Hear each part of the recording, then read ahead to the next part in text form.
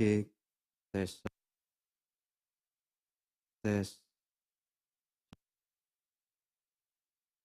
cek, cek, cek, cek, cek, cek sound, cek, cek.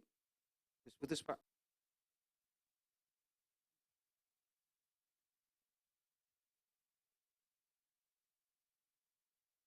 Tes, tes,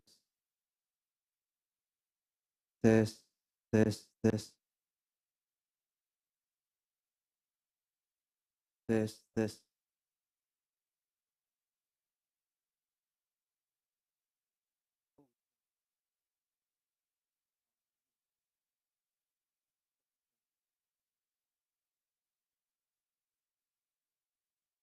Cek,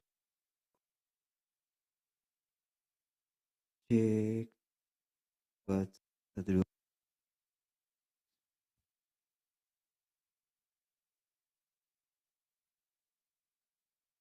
cek satu dua, cek satu dua, cek satu dua, cek satu dua, cek,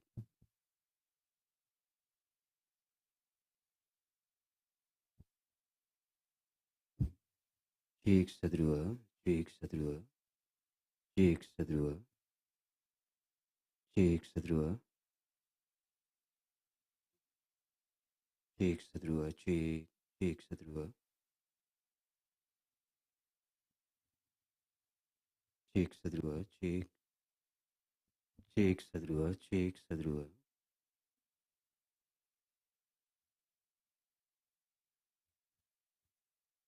cek satu dua, cek satu dua, cek, cek satu dua, cek satu dua,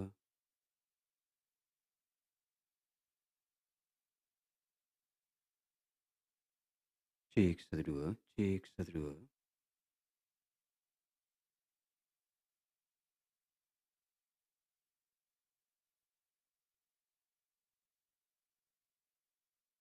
satu dua, satu dua,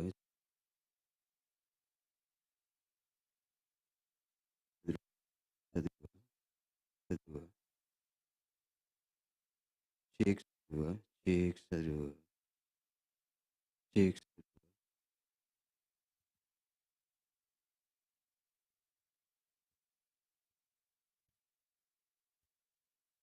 cek satu dua, cek satu dua,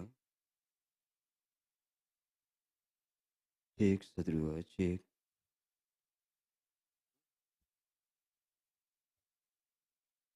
Enggak, saya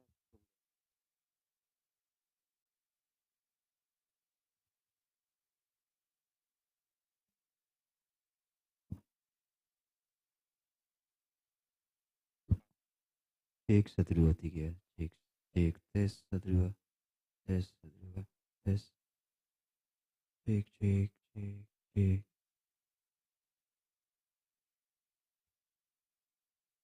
cek satu dua, cek satu dua, cek cek cek, cek satu dua, cek satu dua, cek cek cek cek satu dua, cek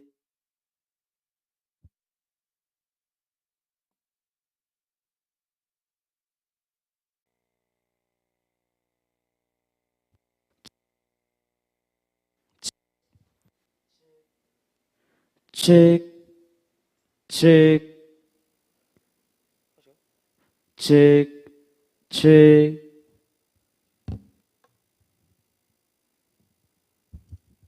cek cek cek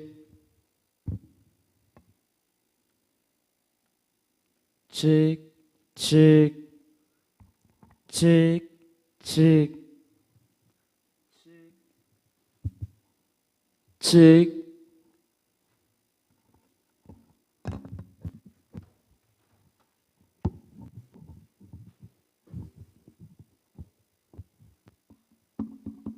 cek.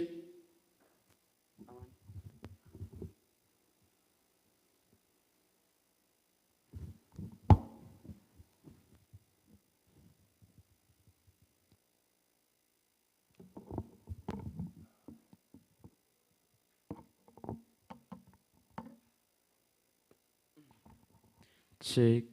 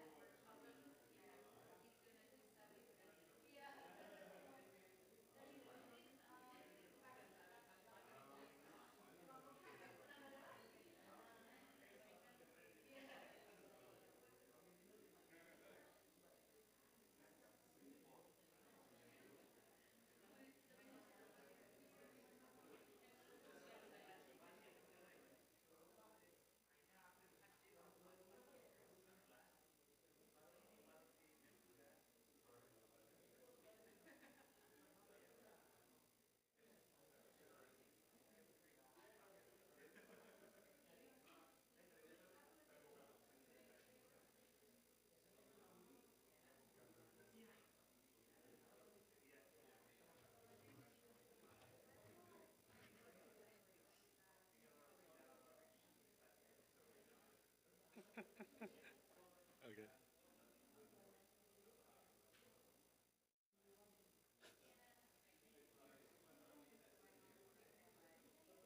Oh, use mine. Here, use mine.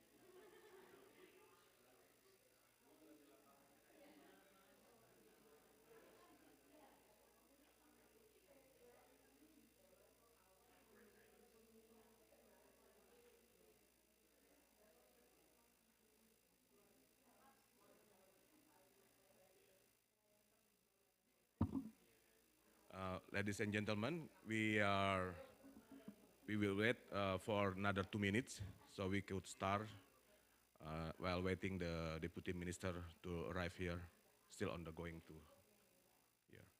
Thank you.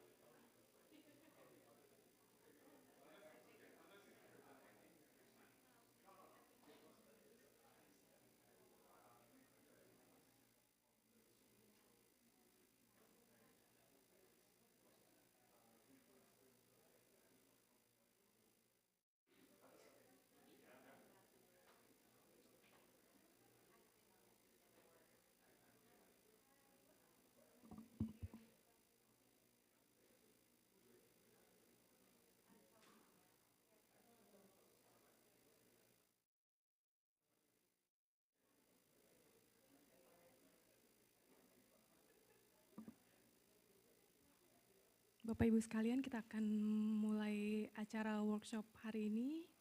Silakan menempati tempat duduk masing-masing.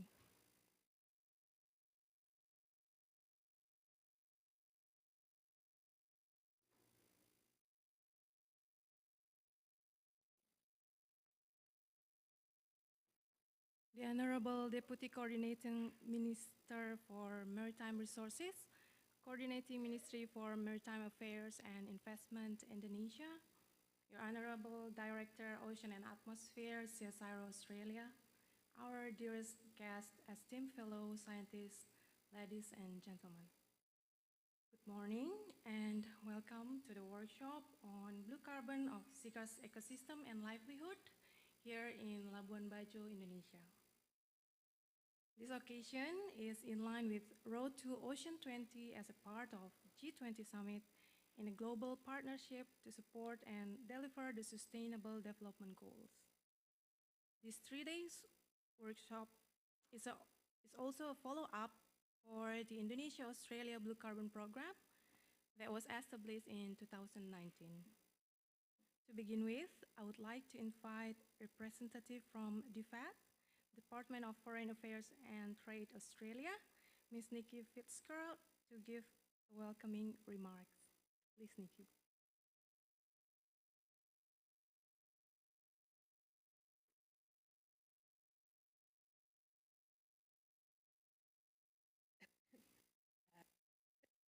Dan Ibu sekalian, ini. Welcome everyone. Thank you for coming, Bapak Filman, and our other distinguished guest, Nikki Fitzgerald, Australia International Program on behalf of the Government of Australia. I actually work for the recent name, Climate and Environment Water. So I've been working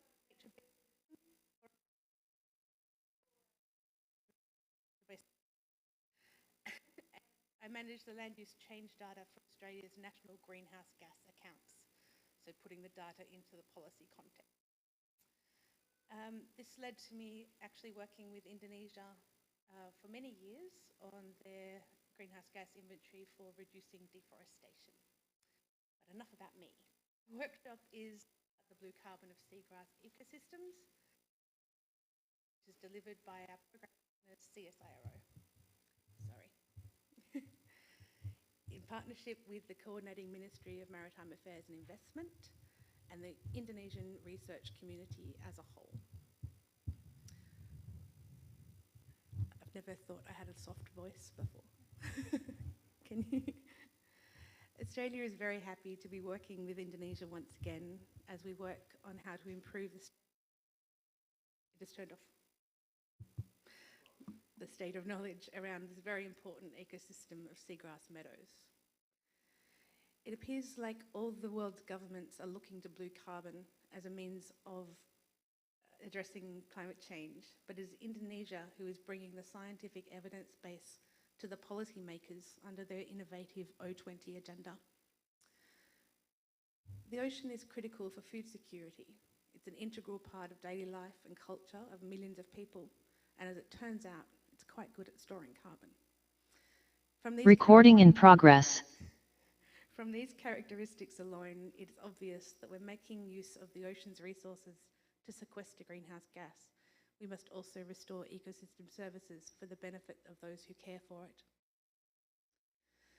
The main focus of blue carbon research, time, money, effort and policy action over the past decade has been on mangroves. This has been wildly successful thanks in a large part to the work done in and more importantly by Indonesia. However, it's time for seagrass to step into the spotlight. Throughout this latest partnership with Australia, Indonesian scientists have been building national capacity to fill genuine international knowledge gaps. Just for example, this past week, the teams have been collecting new data on the extent and composition of seagrass near the beautiful islands we are surrounded by here today.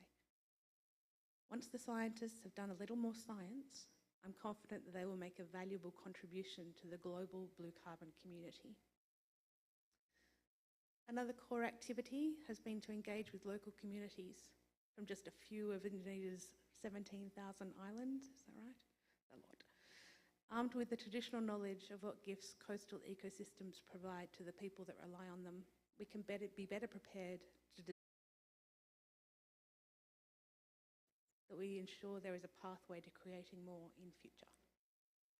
In closing, I'd like to say that we have a shared vision, common aspirations, and a collaboration that could change the role of seagrass in addressing the biggest threat humans have ever faced, climate change. Terima kasih banyak.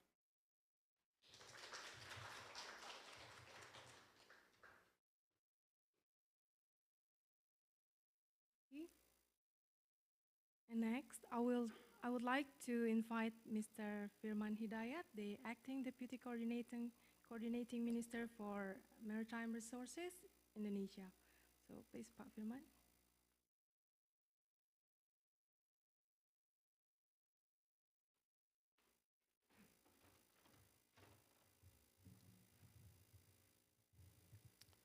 Excellency Ibu Nicole Fitzgerald from Department of Climate Change, Energy, the Environment and Water Australia. Excellency Honorable Representative from Ministries, Development Partners and CSOs, Honorable Speakers, experts, guests, ladies and gentlemen. Assalamualaikum warahmatullahi wabarakatuh and very good morning. So first of all, before I start my opening remarks, I would like to introduce myself. So my name is Firman. So this is actually my third day as the acting deputy minister for maritime resources. So even though I've been joining in the coordinating minister for more than 1 year, I have to say that I really never directly involved in the issue of maritime sector, oceans, or even seagrass. So yeah, I'm new in this area of maritime sector and oceans. So I definitely not an expert on this area yet, but I'm willing to learn as quickly as possible. And that's why I look forward to be working closely together with all of you in the near future in this issue. So distinguished guests, ladies and gentlemen, Indonesia is a big country and we have big visions. We want to become a high-income country by 2045. So in order to achieve that goal, we need to grow by more than 6% based on our calculations. And it's not an easy job. Especially right now, I think the world is facing a lot of challenges because of the war. Now I think a lot of countries facing food crisis, energy crisis. I think we see increase of risk of stagflations in a developed country. And we see also a lot of developing countries facing bankruptcy problems. And at the same time, I think I believe that oceans and how we manage oceans is gonna be like important ingredients in not only for Indonesia, but also for the world in navigating all those challenges in order to be able to recover stronger and recover. Indonesia is at the center of world's seagrass biodiversity, with ecosystem area is estimated reaching more close to 300,000 hectares of potential existing area. In addition to that, Indonesia's seagrass ecosystem also have 360 species of fish, 117 species of macroalgae, 24 species of mollusks, 70 species of crustaceans, and 45 living echinoderms. Yeah. And seagrass is known as the lung of the sea, has a very important role for the sustainability of marine ecosystem. Seagrass plays a role as a nursery habitats, provides shelter and food, support commercial fishery and biodiversity. And again, the main cause of the global seagrass loss are decrease in water brightness, either due to an increase in water turbidity, as well as an increase in the input of nutrients in the water. In the subtropical, loss of seagrass beds due to the conversion coastal area become industrial areas, residential areas, and also flooding from the mainland. Meanwhile, the main cause of the lost seagrass in the tropics is an increase in sediment input to the coastal waters due to logging on land and logging mangroves on the coast, which coincides with the direct influence of fish farming activities. distinguished guests, ladies and gentlemen, to prevent further damage and improve the condition of seagrass ecosystem in Indonesia, the real action is needed. One of the activities that can and has been done to overcome the current all of this, many of the meetings, many of the forums, usually only talking, yeah, Bu, Pak. But usually and then we get back home, feeling good and feeling happy. We have been discussing a lot of things, saving the world, yeah. But few weeks pass, few months pass, nothing happened. And then we met again next year with even bigger issue to discuss, yeah. But I believe with the collaboration with the DFAT and also the CSIRO, this Ocean20 meeting will not have similar fate with those kind of forum. So I believe that this Ocean20 meeting will deliver concrete and actionable policy recommendations on seagrass restorations and conservation cooperation for sustainable oceans and strengthen.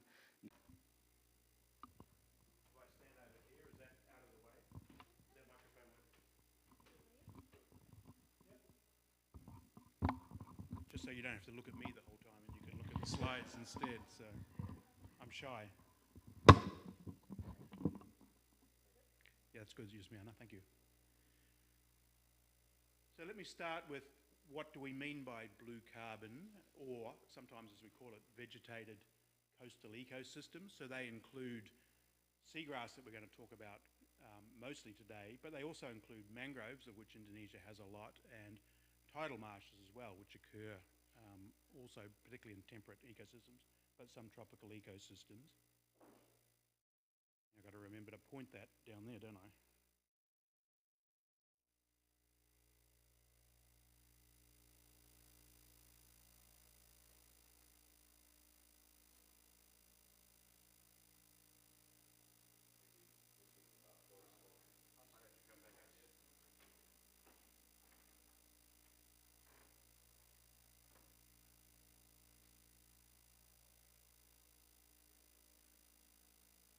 All right, let's just go with the, I'll just call out the slides, but next slide, please.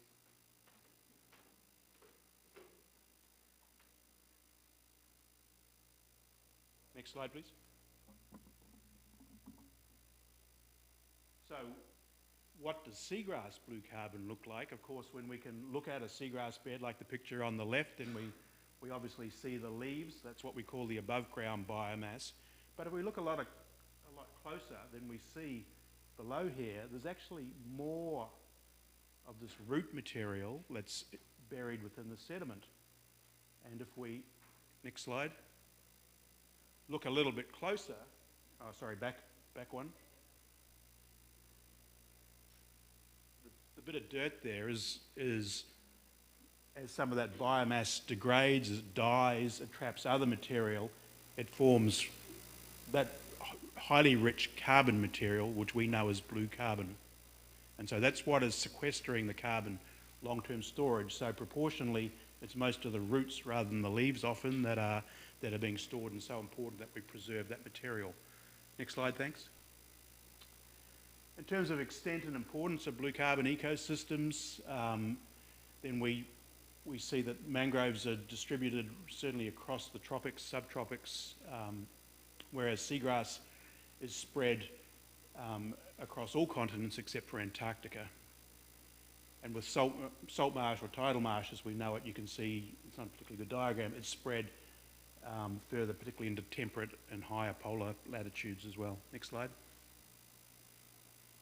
So why seagrasses? They're found everywhere in shallow water, as I said, except for Antarctica, but they reach their greatest diversity, the greatest distribution, and having swum around for the last 6 days looking at the diversity and the extents and really good right in the Indo-Pacific and particularly around here. However, the biggest problem we have is that there is no systematic mapping of seagrass. As you'd appreciate, with advances in Earth observation, we can make pretty good maps these days of mangroves and salt marsh because it's above ground. But once you start to look below the water, it could be turbid, it could be too deep, then it's really hard to actually get systematic mapping of seagrass, and that's one of the key challenges that we want to address, and we're going to hear from Google and other people that we're working with about what are we doing in terms of innovation to move forward with how do we get better at estimating seagrass. Certainly the IUCN WMC Centre has estimated Indonesia's seagrass at about 18,000 square kilometres, but we need to get better at what that actually looks like. The picture you can see here down the bottom of Indonesia has areas that show where seagrass is present, but I don't think we have a complete understanding of that, and I think we're going to hear more from Frida about what the status of that is later today or tomorrow.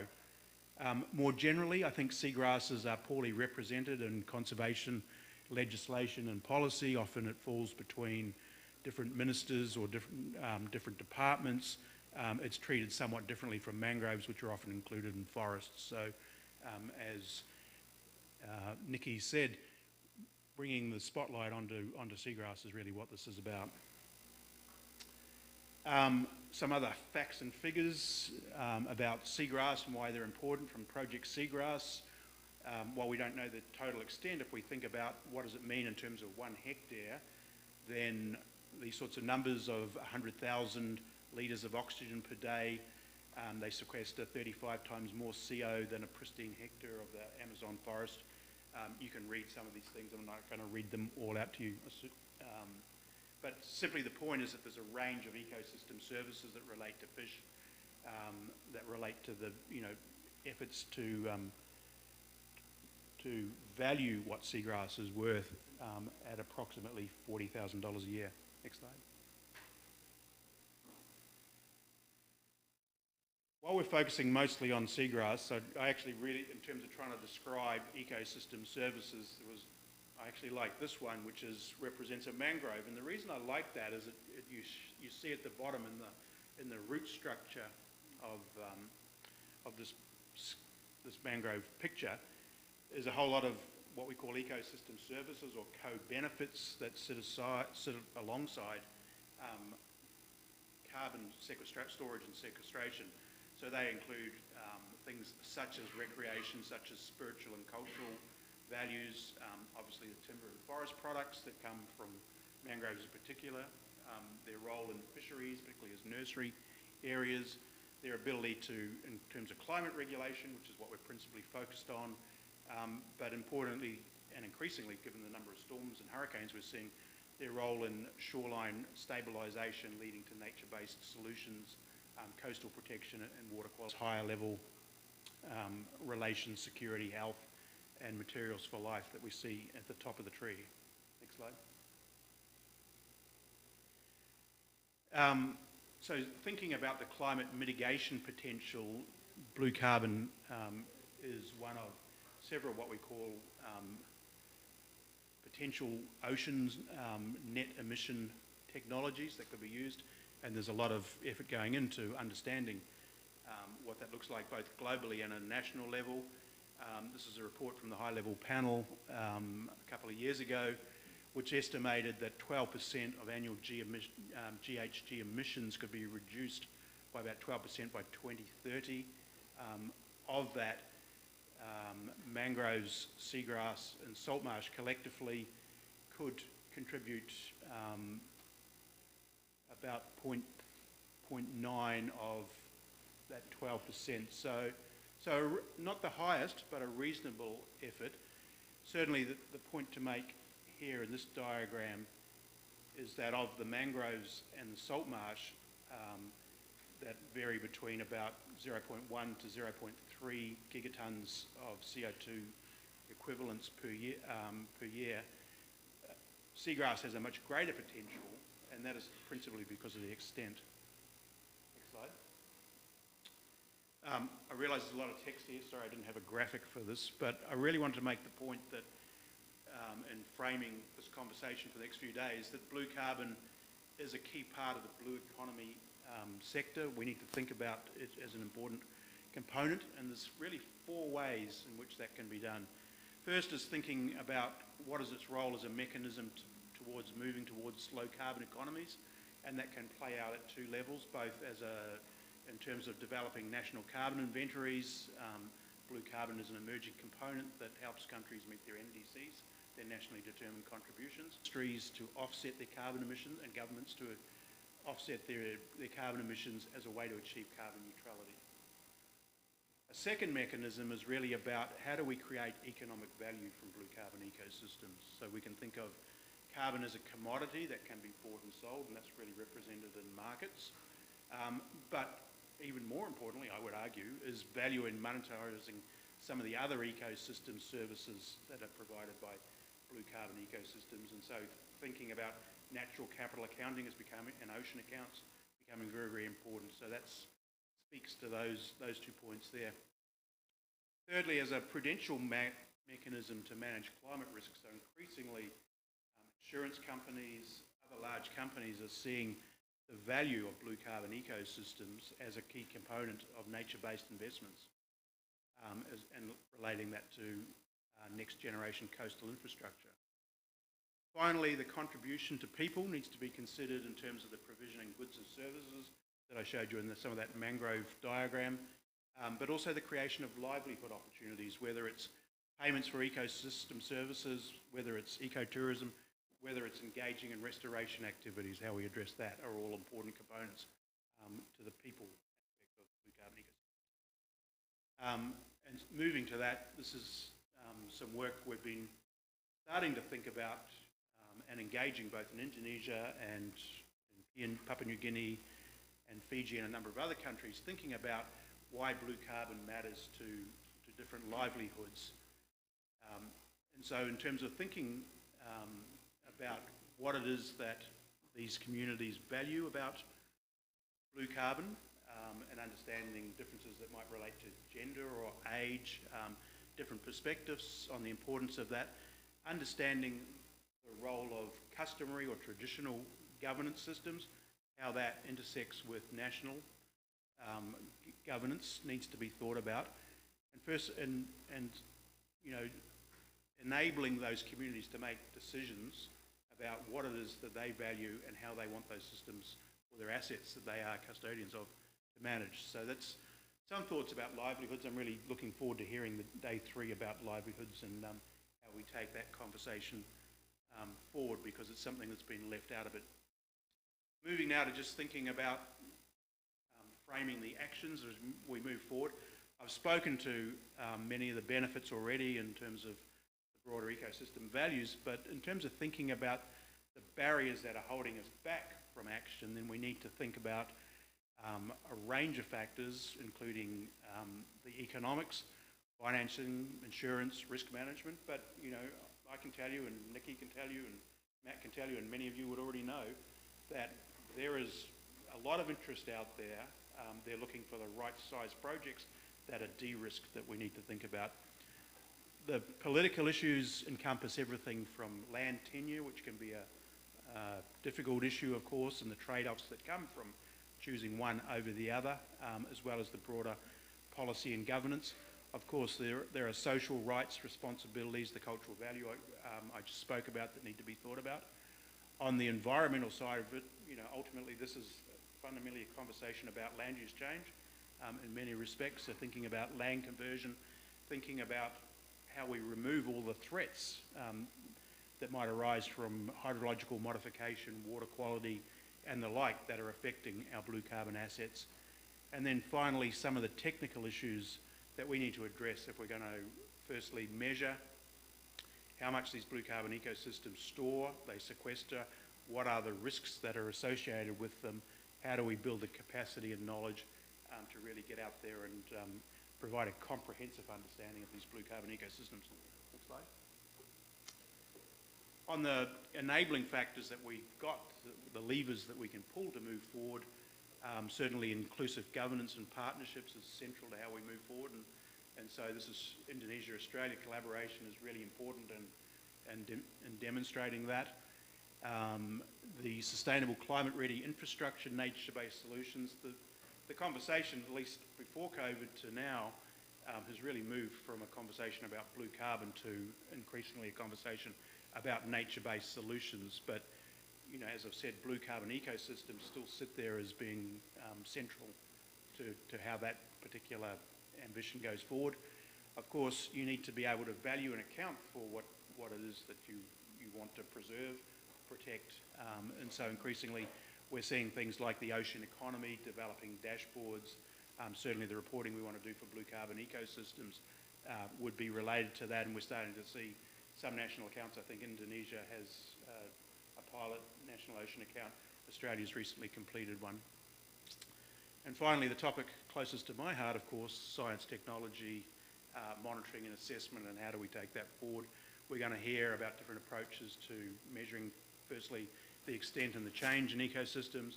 On day 3, we're going to hear about some of the data that's been collected already as part of the Indonesian Blue Carbon Program, so really looking forward to that. Next slide, please. Just in terms of, I guess, some of the challenges that this list is by no means extensive, but some that we might take forward into conversation. How do we align policies and activities that deliver on multiple benefits, not just focusing on carbon sequestration per se, but the broader suite of benefits that come from those systems. Designing projects that deliver benefits to communities, I think, is really important. It's the livelihoods aspect.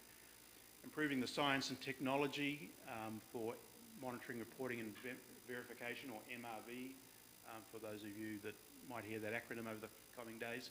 So that includes specifically mapping for seagrass, developing national models of carbon stocks and sequestration, developing both nationally appropriate and I would argue regionally appropriate for the Indo-Pacific region methodologies, nationally relevant data for blue carbon, so tier 2 data, for those of you familiar with the IPCC. Developing regional capacity and infrastructure.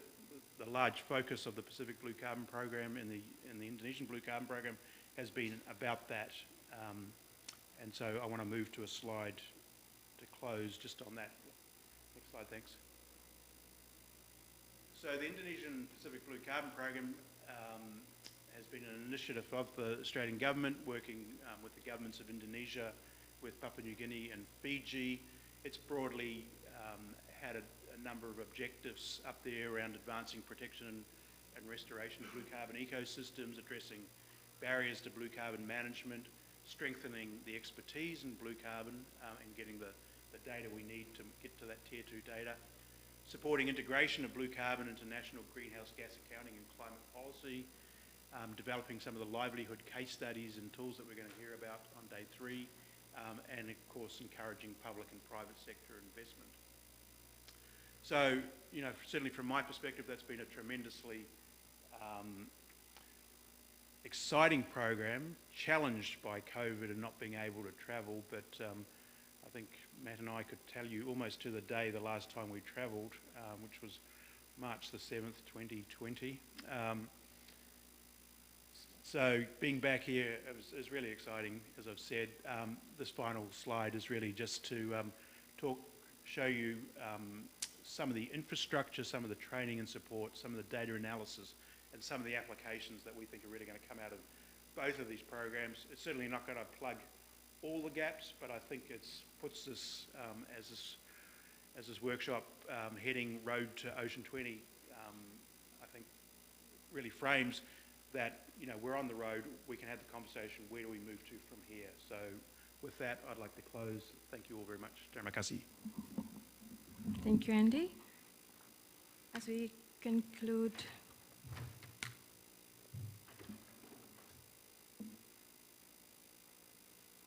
all right, so distinguished guests, ladies and gentlemen, with that, the workshop on blue carbon of seagrass ecosystem and livelihood is officially launched.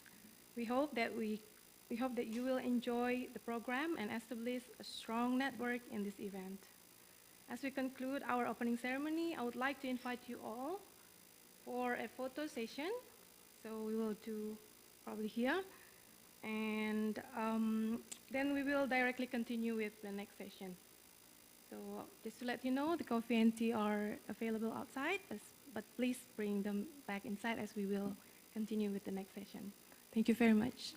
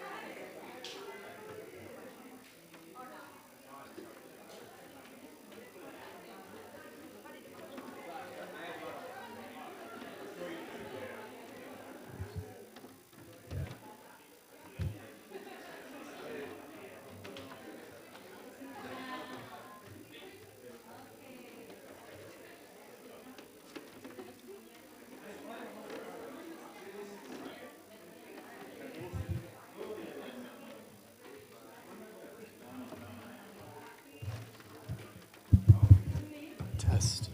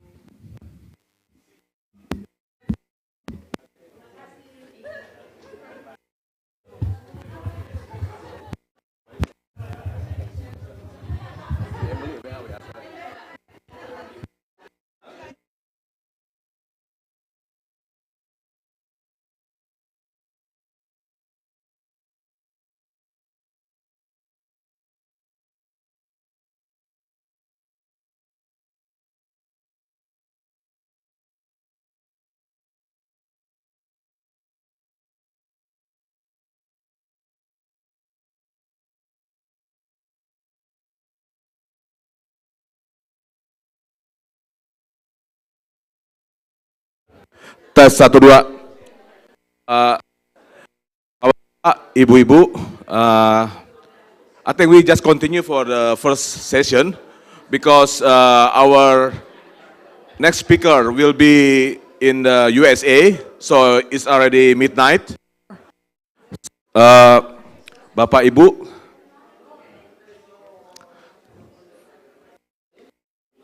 I smell some fire. Bapak-bapak, ibu-ibu, kita lanjut ke sesi 1 saja. Jadi nanti yang mau minum kopi bisa dibawa langsung ke dalam ya. Kita mulai karena pembicara kita ini ada 2 yang lain.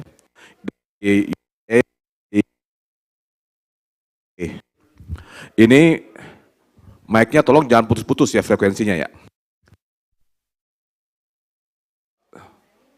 Ya, 4. Ini baterainya.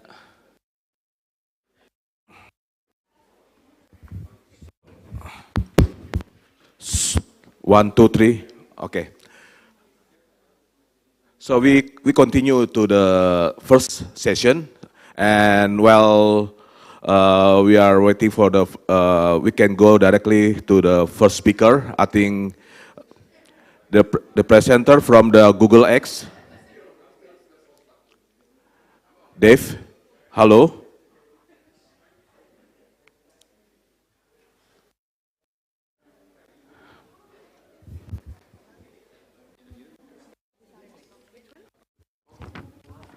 Yeah.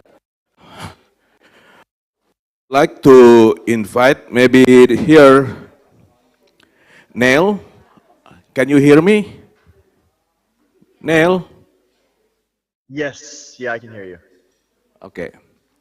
Maybe you can, your, Pak, Zoom-nya bisa ditampilkan.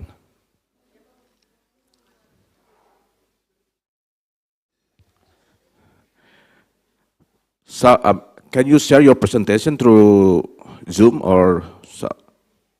Yeah, I think my team on the Indonesia side is presenting. Okay. Or planning to. Okay.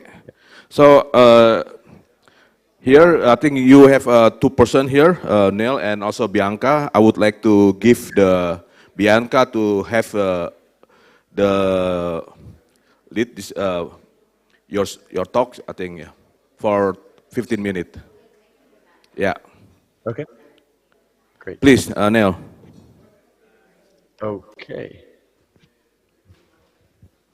I'm waiting for the presentation to be pulled up.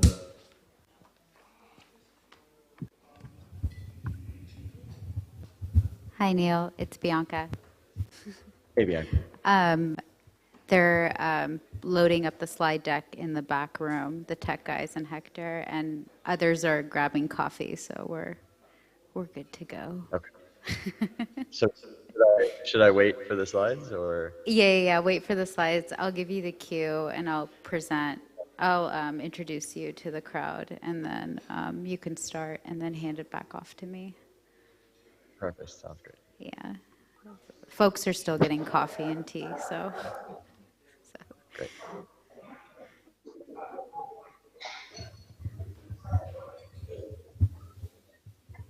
Thank you.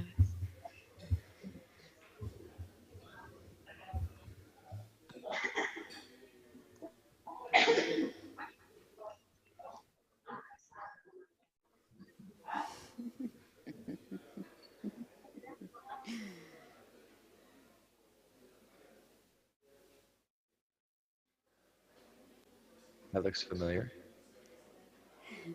Yeah. Our good old tech lead, Hector. Saving the day, as usual. It's always good to travel with a software engineer. Yeah, exactly.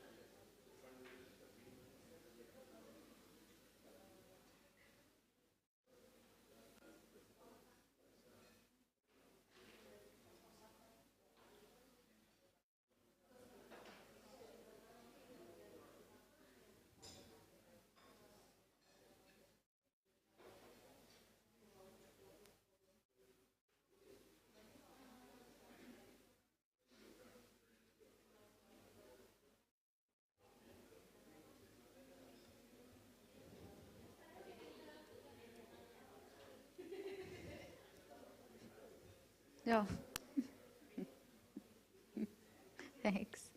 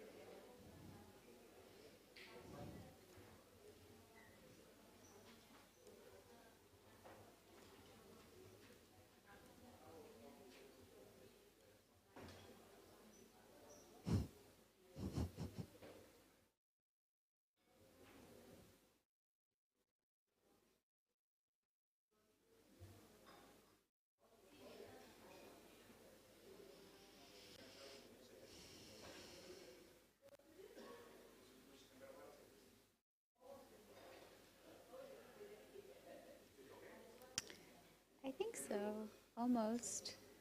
Let me see.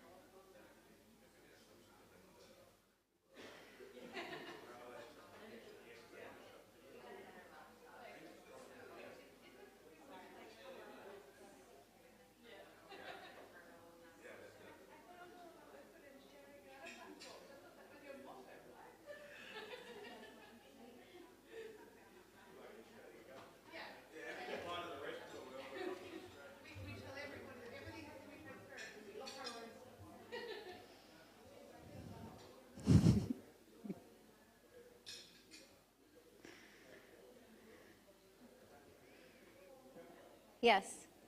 Okay.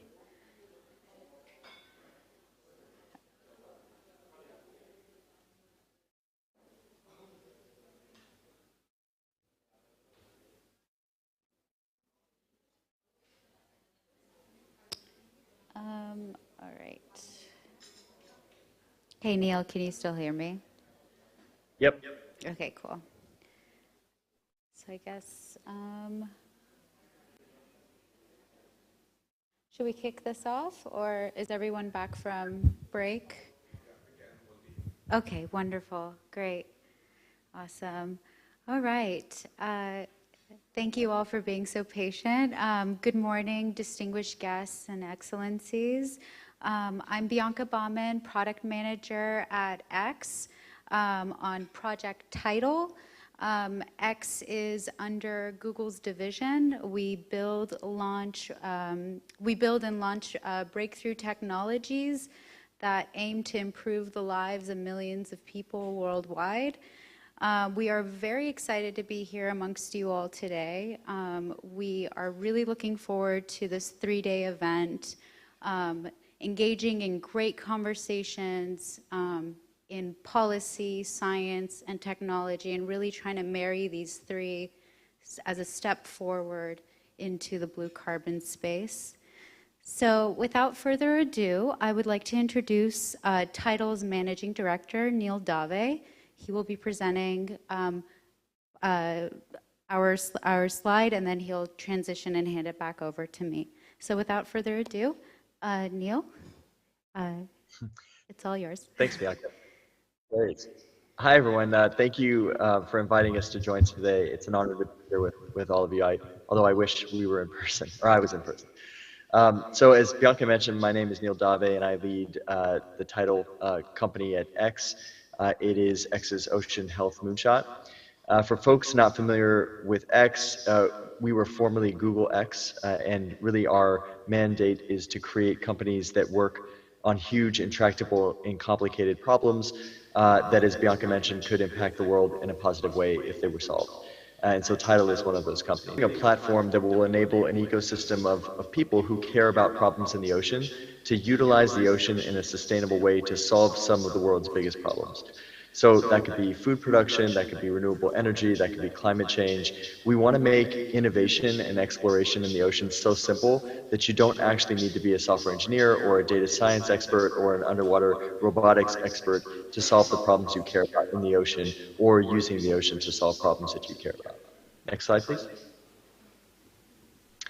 So to start, we're using AI and ML and underwater robotics to understand and manage large-scale underwater living systems. And what we want to try to do is understand what's happening in the ocean in real time and then predict what's going to happen based on a number of different factors, including climate change, and then help to take action, whether it's policy action or whether it's actual, actuation in the ocean, to ensure an outcome or to prevent a negative outcome from happening. Next slide, please. So the technology we've developed, we're first applying it to ocean farming, and that's including fish and plants. And we've built the first autonomous underwater system that can help make ocean farming more sustainable and cost effective. So if you look at the system here, we've got a camera system, which we're calling our perception system. We've got a control unit, which is our power and communication box. And then we've got a winch that sits on these large fish aquaculture pens, and it helps the camera move around completely autonomously. Next slide, please. So here are some examples of what we do today. We provide real-time insights to fish farmers that they have never had before. And really those insights are driving more sustainable actions for the farmers to take. So we can estimate the weight of hundreds of thousands of fish with the 98% accuracy or more without even touching them. We can detect when fish are feeding and tell the farmer when they should. Opportunity to harness capabilities across X, Google, the Australian government, CSIRO, in-country partners like Indonesia, to really make meaningful impact across nations, to map, monitor, and report seagrass in the Indo-Pacific region. At Tidal, we are extending upon the continued efforts with our partners at CSIRO to develop camera-based systems using AI, machine learning, and cloud computing to deliver near real-time mapping and monitoring of seagrass. This includes also automated changes, forecasting, to look into carbon permanency and relevancy 20 years from now, 50 years from now, 100 years from now. Next slide. So we are looking at using different data modalities as a method. So if you could divert your focus to the right side, the image.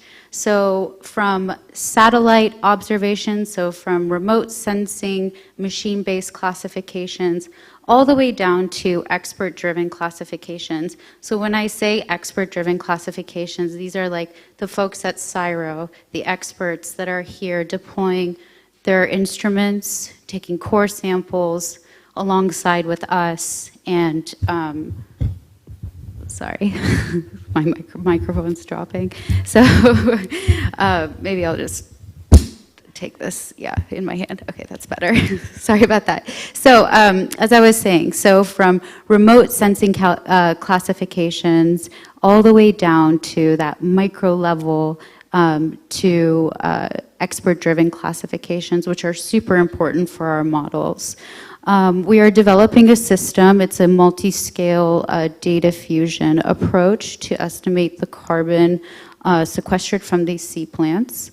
And so using Tidal's computer vision and camera system approach alongside with CSIRO, we can approach this and construct 3D models of seagrass to measure biomass and determine the carbon sequestration potential. So if you look at the left side, there's a GIF of, this is actually these are preliminary results that we did prior to coming to Indonesia. We deployed fake seagrass into a swimming pool to really validate whether our perception system can actually, if we can adapt it into detecting seagrass. So we deployed fake seagrass at the bottom of the pool, and we were pretty successful, and we were really anticipating to apply it into the real world.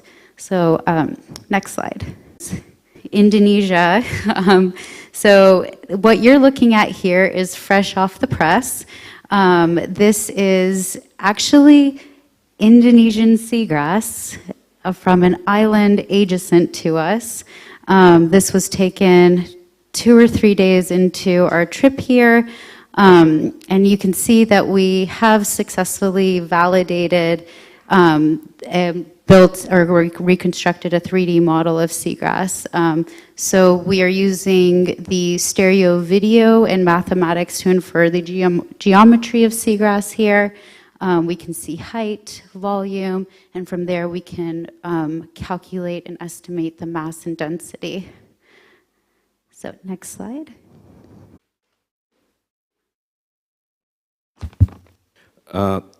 Thank you, Bianca and Dave. I think we move to the next speaker. I would like to invite the representative from the Ministry of Marine Affairs and Fisheries, Pak Hendra.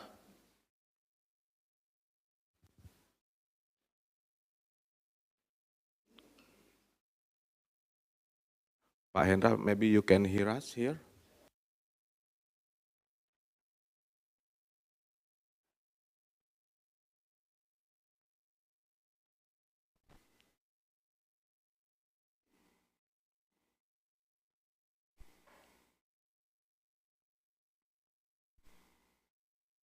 Pak Hendra Yusansiri, the Secretary to the DG for Marine Spatial Planning under Ministry of Marine Affairs and Fisheries.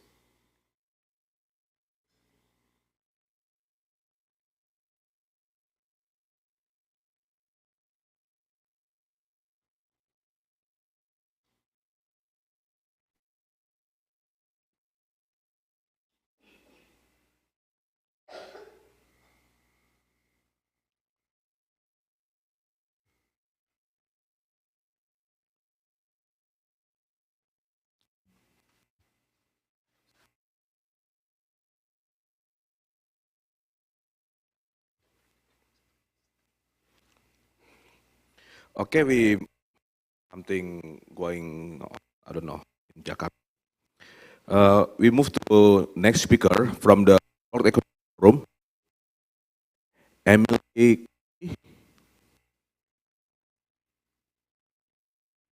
She is here. I need to call Christian then here.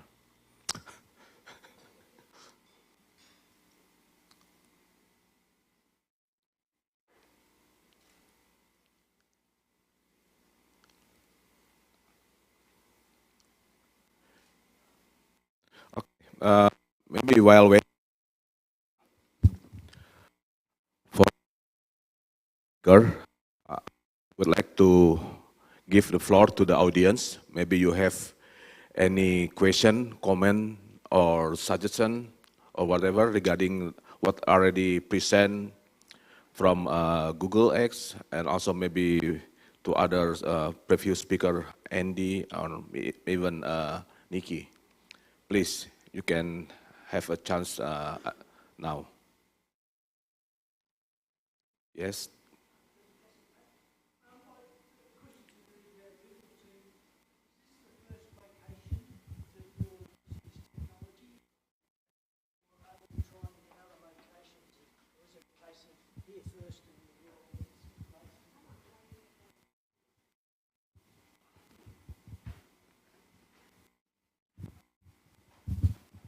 Hi there, this is Bianca again. Hi. In terms of seagrass, yes, this is the first time we are using our camera system. Yeah, yeah. However, with aquaculture, we're in several places, in particular in Norway. Yeah, yeah, yeah. Yeah, yeah. We were in Fiji with Cyro back in June. However, off-the-shelf ROV that we were testing out. Yeah. Yeah. Yes, absolutely. Yes, and just sort of like the results that I was showing earlier on the slide deck, we're really seeing great results. So we're really optimistic. Now it's about going back home and prototyping the hardware or the flotation device, which is the easier part. Yeah.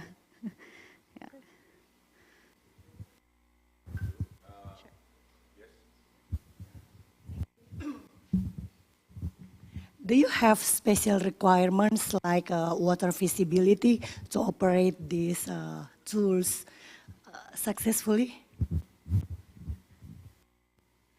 Yeah, so absolutely. So of course, we have to always take water quality into consideration. Turbidity really does affect, you know, any sort of camera system that you put in the water.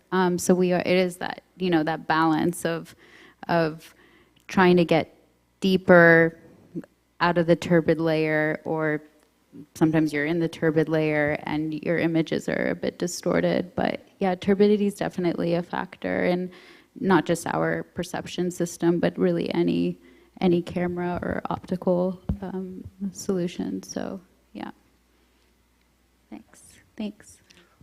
Thank you. Yeah, Pak. Seagrass bed, is that coming from all Indonesia or specific areas in Indonesia that have been taken with your cameras or whatever? Yeah, so I believe your question was the length of that image. I believe it was about 100 meters, is that correct? Or this is our tech software, this is our... 20 meters from it was 20 meters long in the beach over near Sudamala. Right, yeah. Okay.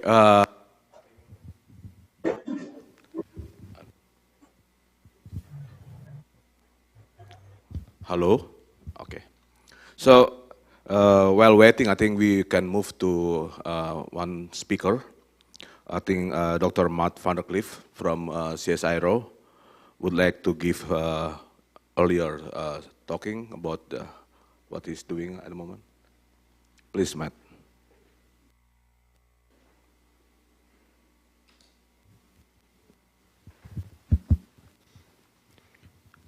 Thank you, Pak Andreas, and selamat pagi, everyone. It's a special treat for me to be here.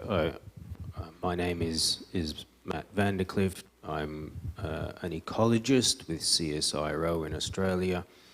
I started my career as a scientist 25 years ago, studying seagrass near Perth in Western Australia.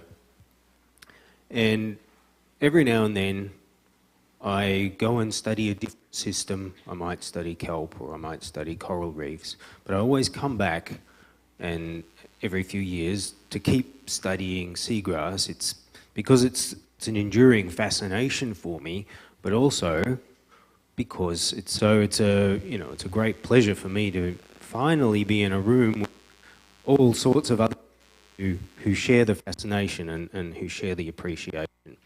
So my brief today is to talk a little bit about policy from the perspective of carbon, but I'm also going to talk from the perspective of how we're thinking about livelihoods. So if I could have the next slide.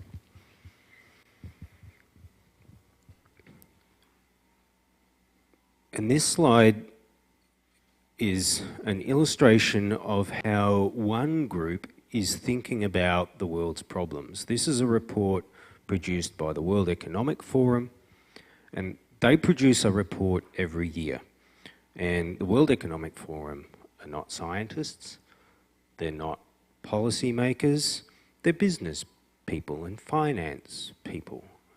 And so when they are saying, what are the problems what are the world's problems, they're taking a different perspective to the ones that we might take, but have a look what they say are the top problems in the world. It's climate and extreme weather, and it's diversity loss and things like livelihood crisis. So all the sorts of things that we're talking about today. So the World Economic Forum agree with so many of the other bodies around the world that these are significant problems that we are grappling with at the moment. And of course, right up there is infectious diseases, no surprise, because we've really felt that effect. So next slide, please. So these are big problems. What are we going to do about it? And I guess my role as a scientist is to say, well, how can we harness nature to try and work with nature to solve these problems, not against nature, battling and creating more problems? And I've distilled it down into three types of problems that I'm kind of approaching in slightly different ways. And I just want to talk about two of them today. So one of them is the problem of livelihoods. The other one is the problem of climate change. And when we say blue carbon, that emphasis on carbon is because we're thinking about the climate change bit, as Pak Andi has said before. So, next slide.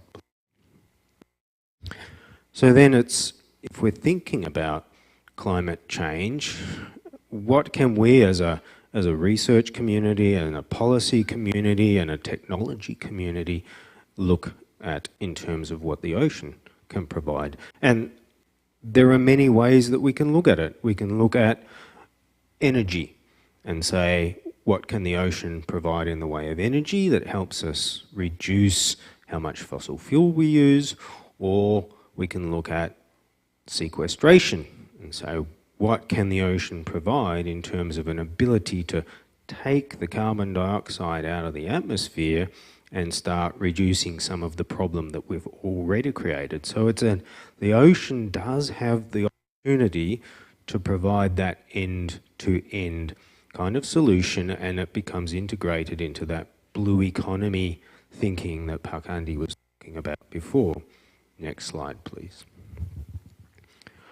So then, if we're thinking about the sequestration component, then we start to get a finer resolution of what's potentially possible by looking, these are calculations that have been done as as part of some of the United Nations high-level panel work to say what is possible for us and what are the things that maybe we should start focusing on.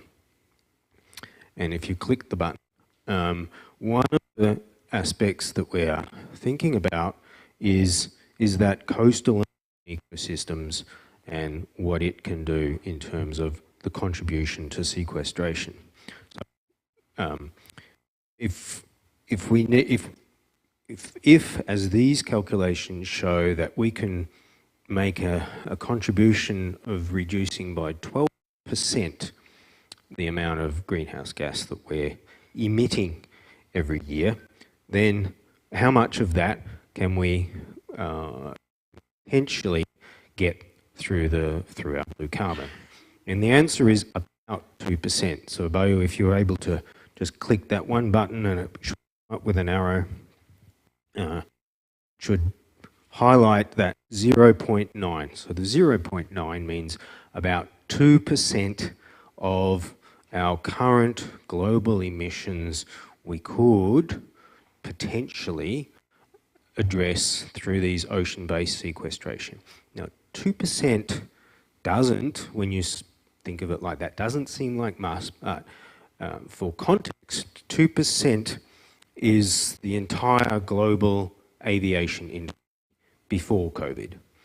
So, we are all looking at ways to reduce our carbon footprint, and some of the ways we're doing that is by reducing flying, and there are some serious discussions about the contribution of the aviation industry. Well, that's about what we're looking at. And by the way, it's also the contribution of the global shipping industry. So that's kind of a bit of symmetry there as well, where the ability of the ocean to sequester carbon is roughly the same as what we're emitting by using the ocean as a transport route. Next slide, please. And next. So that's what is possible. But how are we going to do it? So that's where we need the international cooperation. So many of you will know this. So we have the United Nations framework on climate change, and framework convention on climate change.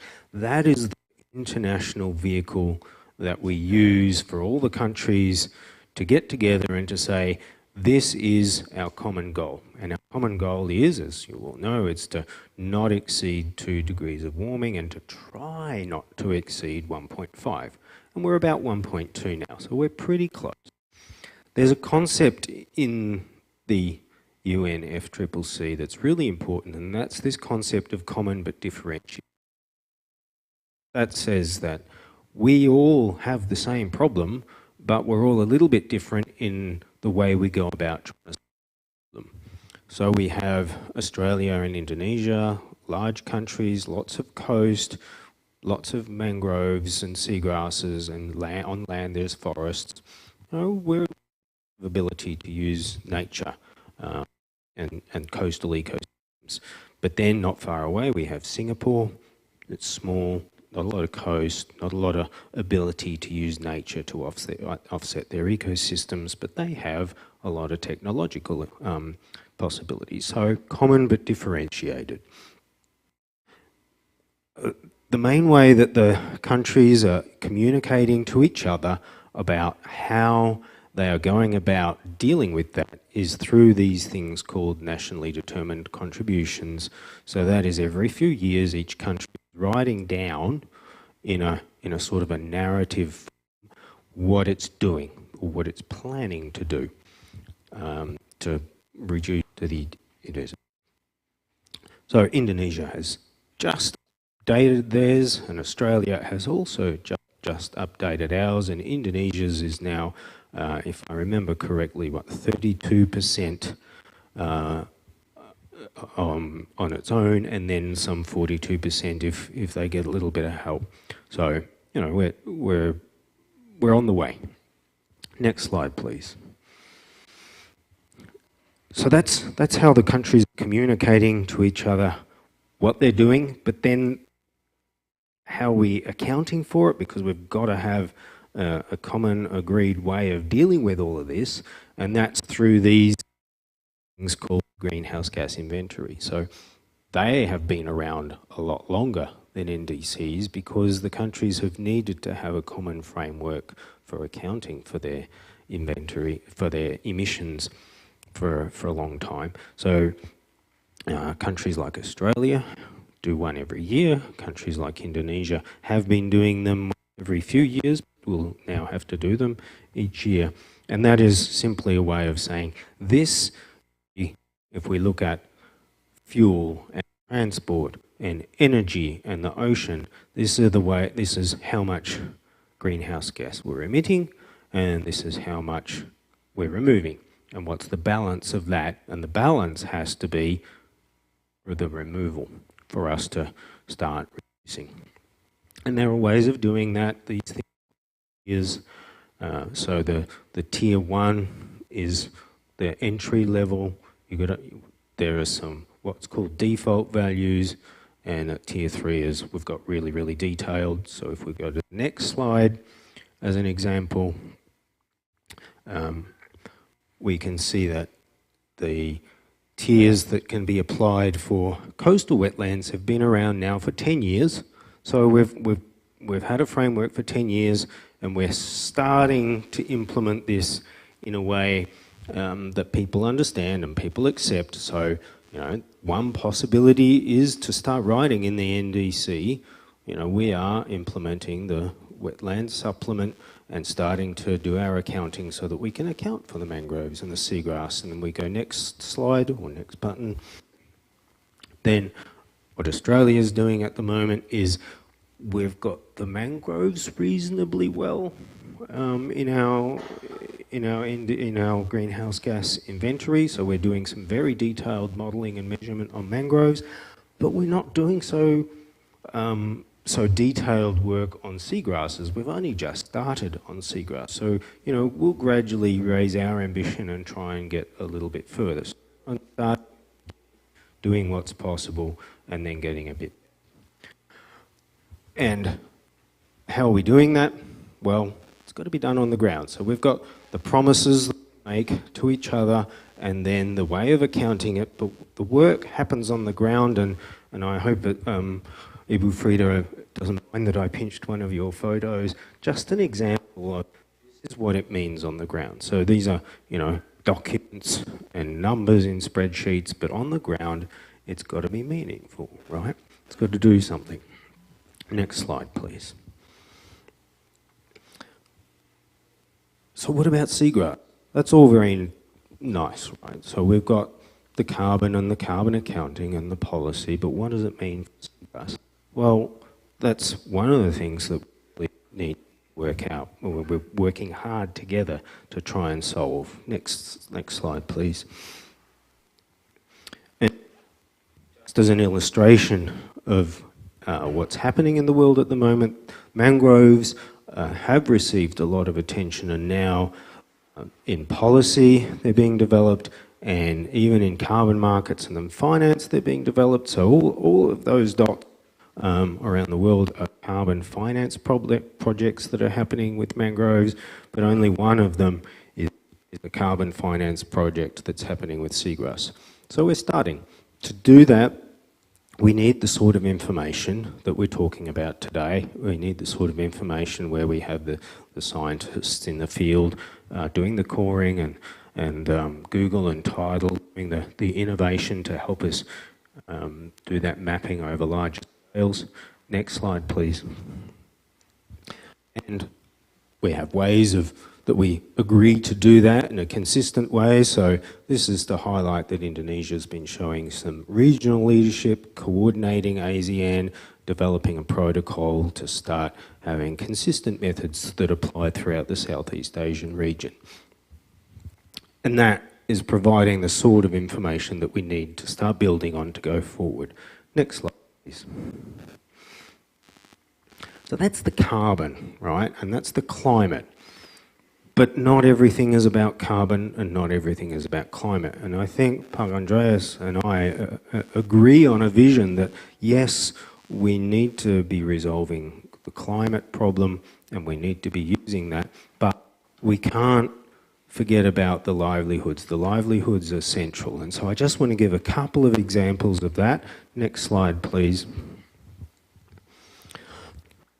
And just an example from some of my work in Australia that I'm going to tie back to Labuan Bajo.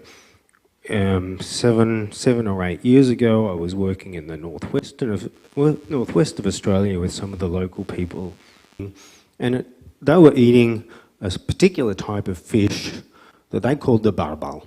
It's a rabbit fish, and if we go next slide, when I started looking at that rabbit fish, I was saying, well, hey, I know this fish, I know what it eats, let's start working on this together. So the barbal is one that they eat at a particular time of year. It's cold, it's very important, and at the time of year when it's developed, its fat reserves, it becomes an important source of and energy. And so we started looking at this species, and the hunch was correct. This species only ate seagrass throughout the entire fishing. And so there was this really direct link between a culturally and lively species and the seagrass. It was like 1, 2, there you go. All right, so now here we are in Labuan Bajo, and go back please. And earlier this year, COVID, I couldn't come to Indonesia, but the team was still able to come and doing livelihoods. And this just shows the ranking of the top 5 livelihood items from those surveys in terms of their contribution to well-being. And not surprisingly, villages on the coast, important, and fresh water was important. But what I guess has sparked my interest is that number 4 on this list is something that I'm familiar with.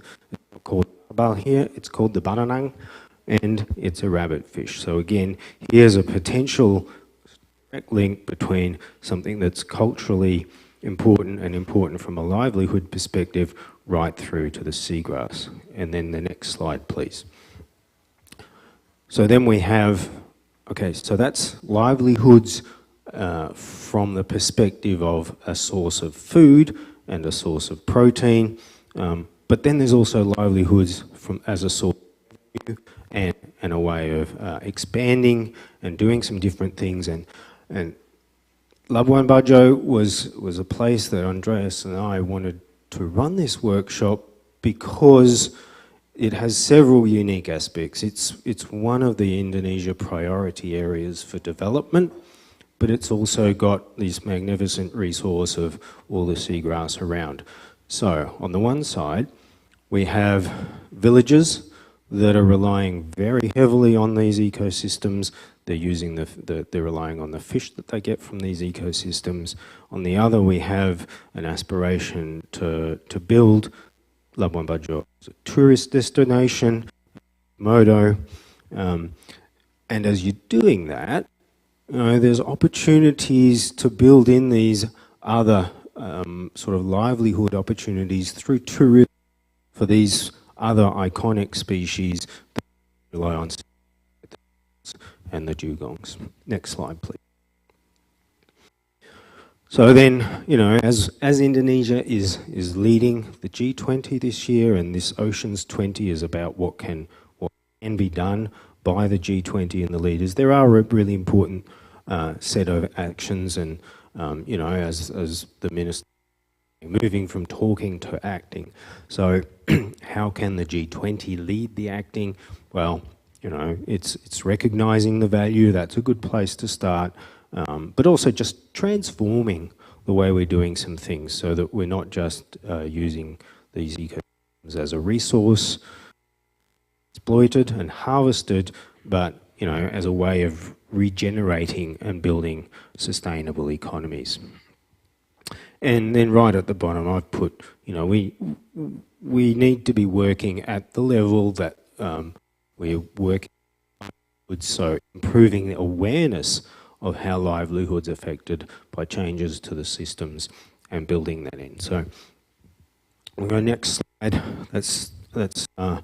The next slide is just for me to say terima kasih and thank you. It's a great pleasure to be here. And then if we move to the next slide, and one more, and if you can play the video, we haven't tested if it will work yet. I was going to do that at lunch, during the lunch break. Oh, it's working. So while you're thinking about whether you want to ask a question or not and thinking about livelihoods, there's just something to watch and think about. Wow, maybe one of the other values that we can think is just the biodiversity or just the general coolness of seagrass meadows. So, thank you.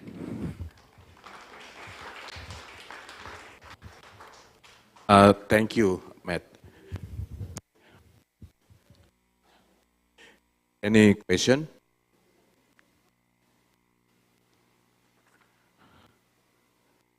Or it's already clear?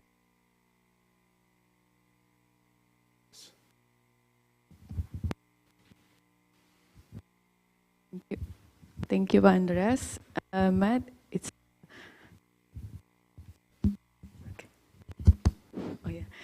a very nice presentation. I have one question. I'm wondering, is the seagrass in Australia is already included in Australian NDC or not? Thank you. We have, as I say, we've just started to incorporate some aspects of seagrass into the greenhouse gas emissions. When we get into the technical detail and we go into the technical aspect of the workshop, I'll talk about that a little bit more.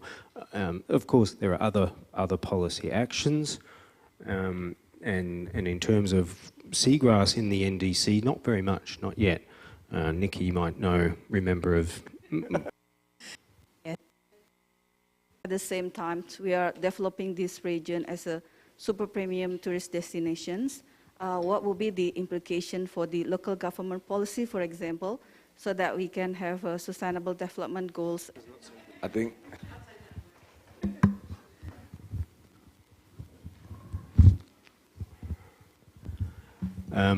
So what a wonderful question.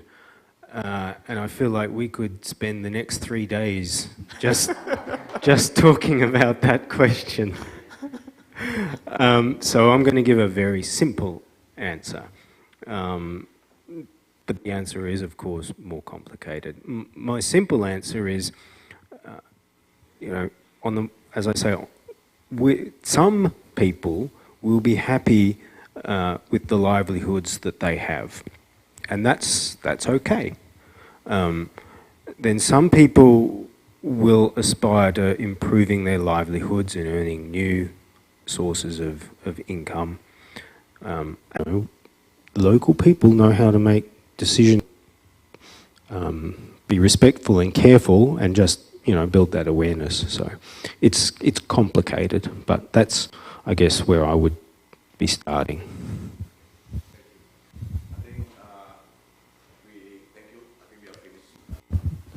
And we move to the next speaker. Economy Forum already on the Zoom line. Hi, Emily. Can you hear us from? Hi, great. Yeah, can you hear me? Okay. Emily Kelly, so I think you have time about 15 minutes maximum, so it's yours. Please. Thank you so much. Great, thank you so much. I'm so pleased to be here and really excited to be joining this discussion. I wish I were in the room with you all to share in the whole day and to also get to have conversation. But so happy to be able to join you remotely for at least a portion.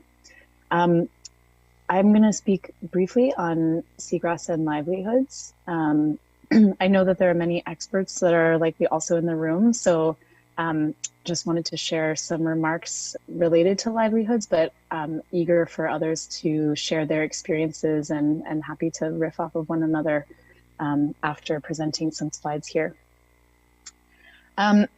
So to start, thanks so much. To start, I just wanted to briefly note the mission of the Friends of Ocean Action. The organization with whom I work is to use our knowledge, means, and influence to help the international community take the urgent steps needed to conserve and sustainably use our ocean, seas, and marine resources for sustainable development. And of course, this is in support of SDG 14.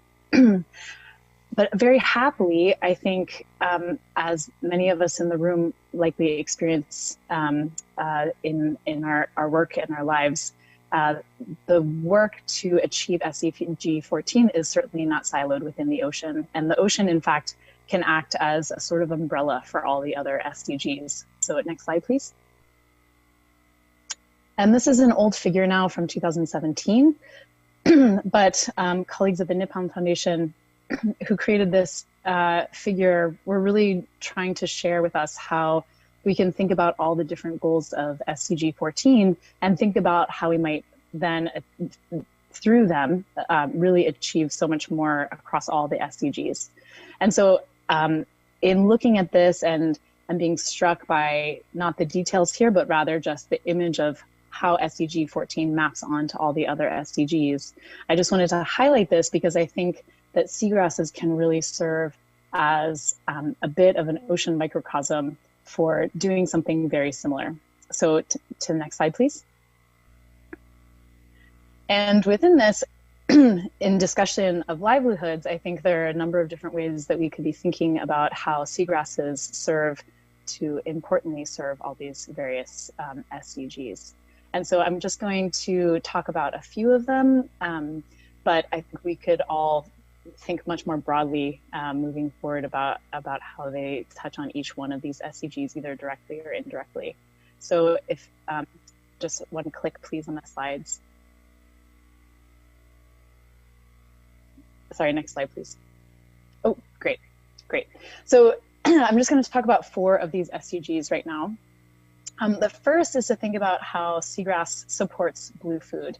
And I would imagine that this has likely come up already in presentations. Unfortunately, I was not able to attend earlier, but of course, one of the major benefits of these wonderful ecosystems is the diversity that they hold. And I'm sharing images here of a fisherman spearing in a seagrass bed in the upper left, and on the right, a woman gleaning and collecting various invertebrates from seagrass beds. And there's a high diversity of blue foods that exist within seagrass beds. And of course, those are supported in a variety of different fashions. One is seagrass beds serving as juvenile habitat for many different species, so that either so that those juveniles may end up growing and then moving on to other ecosystems. So perhaps they're captured when they're on a coral reef, for example, adjacent to a seagrass bed, or they grow up and they spend their whole life cycle in a seagrass bed and are captured there. Also predatory fish that might be coming in to consume those that live in seagrasses, like this jack that's pictured. And then just noting the dugong here is actually to represent consumption of seagrasses and then export of that production into other ecosystems. So there's the benefit of trophic subsidies coming from seagrasses that are then being exported to other locations and then can fuel additional species that are living in other ecosystems, but are benefiting from the production that's coming out of seagrass beds. So highlighting here that there is food security that is supported through seagrasses, important amounts of protein and micronutrients. We know that 3 billion people are receiving protein from blue foods globally, and for communities that are adjacent to seagrass beds, there's the benefit of having that be quite locally sourced. Next slide, please. Seagrass also supports fisheries and communities. And I just wanted to quote some work that Blue Ventures and colleagues have been collaborating on in southern Thailand. The assistant to the village head was quoted in one of their most recent workshops saying, "Seagrass is our source of food and livelihoods, and so it gives us our quality of life." And the really powerful part of this here to highlight is that seagrasses have provided a strong enough livelihood for those that are fishing there that they're able to hold one job. They're able to think about fishing and get enough of a livelihood such that they're able to then have a high quality of life, and they're in spending other parts of their time doing other things, engaging in cultural practices and things that provide for the quality of life that they desire and that they have expected through different generations. And so something thinking about how different people are employed in different locations is so important in terms of the overall quality of life that they're able to enjoy.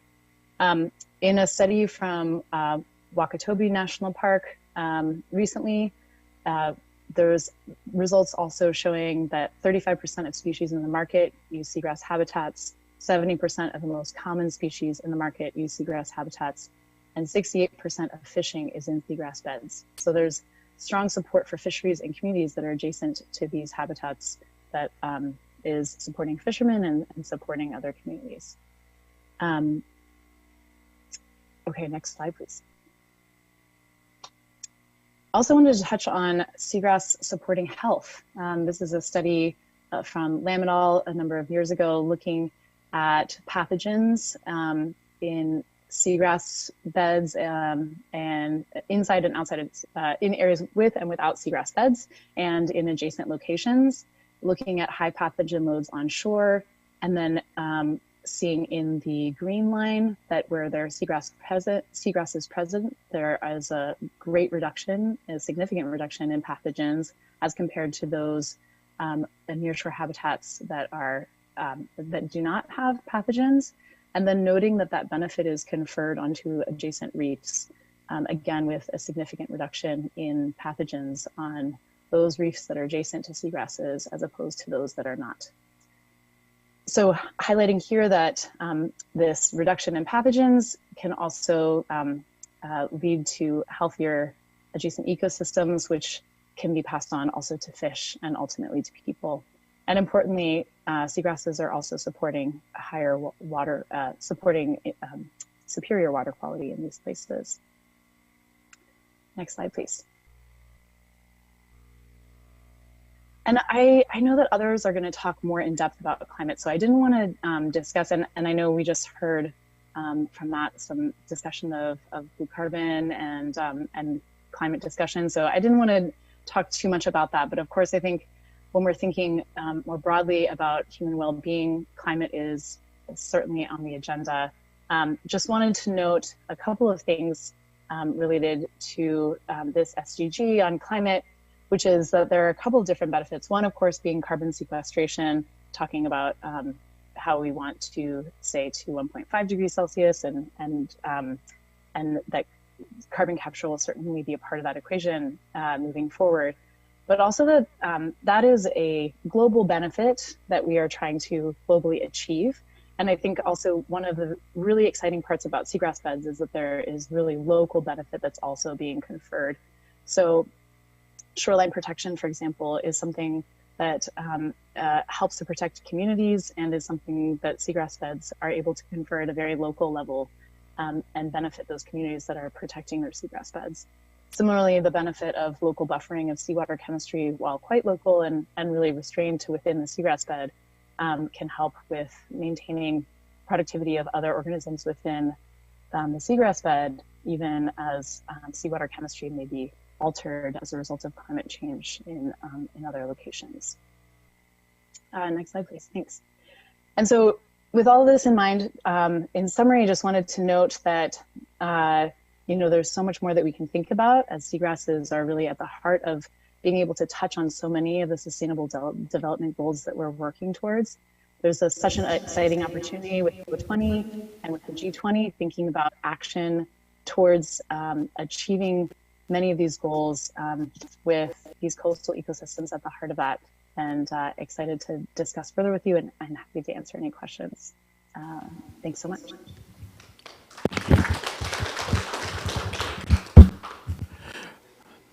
Thank you, Emily. Now, is there any question from the floor?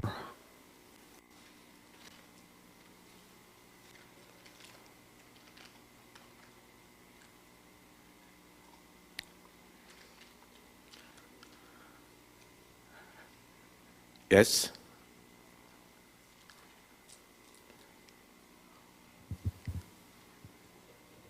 It seems people are very quiet, but I have a question, Emily. Can you hear us now? Yes, please, yes. Yeah. Among other livelihood function of the seagrass, which one is the most important? All is important, I think, but I mean, in terms of, because when we are conserve our seagrass ecosystem, we need to think about what is the main driver of the degradation of the seagrass ecosystem. And we are trying to link that what kind of the livelihood at most to support the society coming from the seagrass.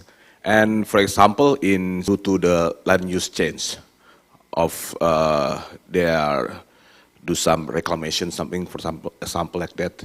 And if we are thinking about the capital that replaced by the reclamation, for example. I know seagrasses don't have the benefit of sticking above the water such that we are wowed by them in the same way as a mangrove forest, for example, or that we can see them as visibly. And as we know, for ocean ecosystems, I think it can be so challenging sometimes to really convey the importance when that visual isn't as clear, since we don't all have the benefit of having our faces under the water more frequently. I think that this is something that's coming up in a lot more conversations. In many cases, we're making inroads in a variety of places where I think the ocean hasn't always been clearly on the agenda. I think oftentimes what we've seen from a foreign perspective, and I wonder if others in the room might have had this experience as well, is that the ocean can sometimes be siloed into, this is an ocean discussion. And then you can talk about all the things that have to do with the ocean over here. But then over here, even when you look at the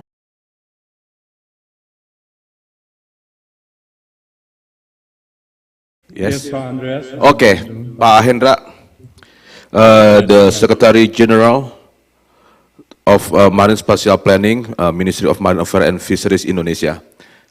Please, Pak Hendra, time is yours. Right. Thank you, Pak Andreas, for the opportunity and thank you for inviting me to this event, although this is actually for our DG.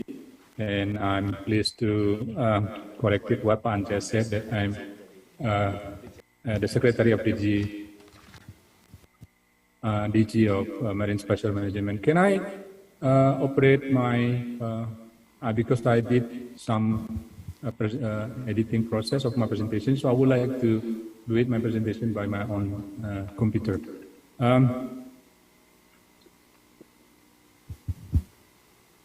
Can you already?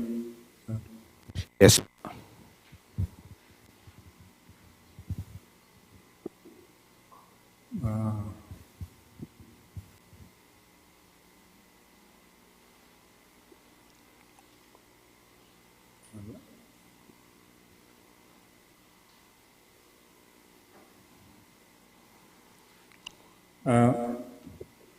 Yes, Pak Andreas, I think we have been asked about the seagrass services and its value.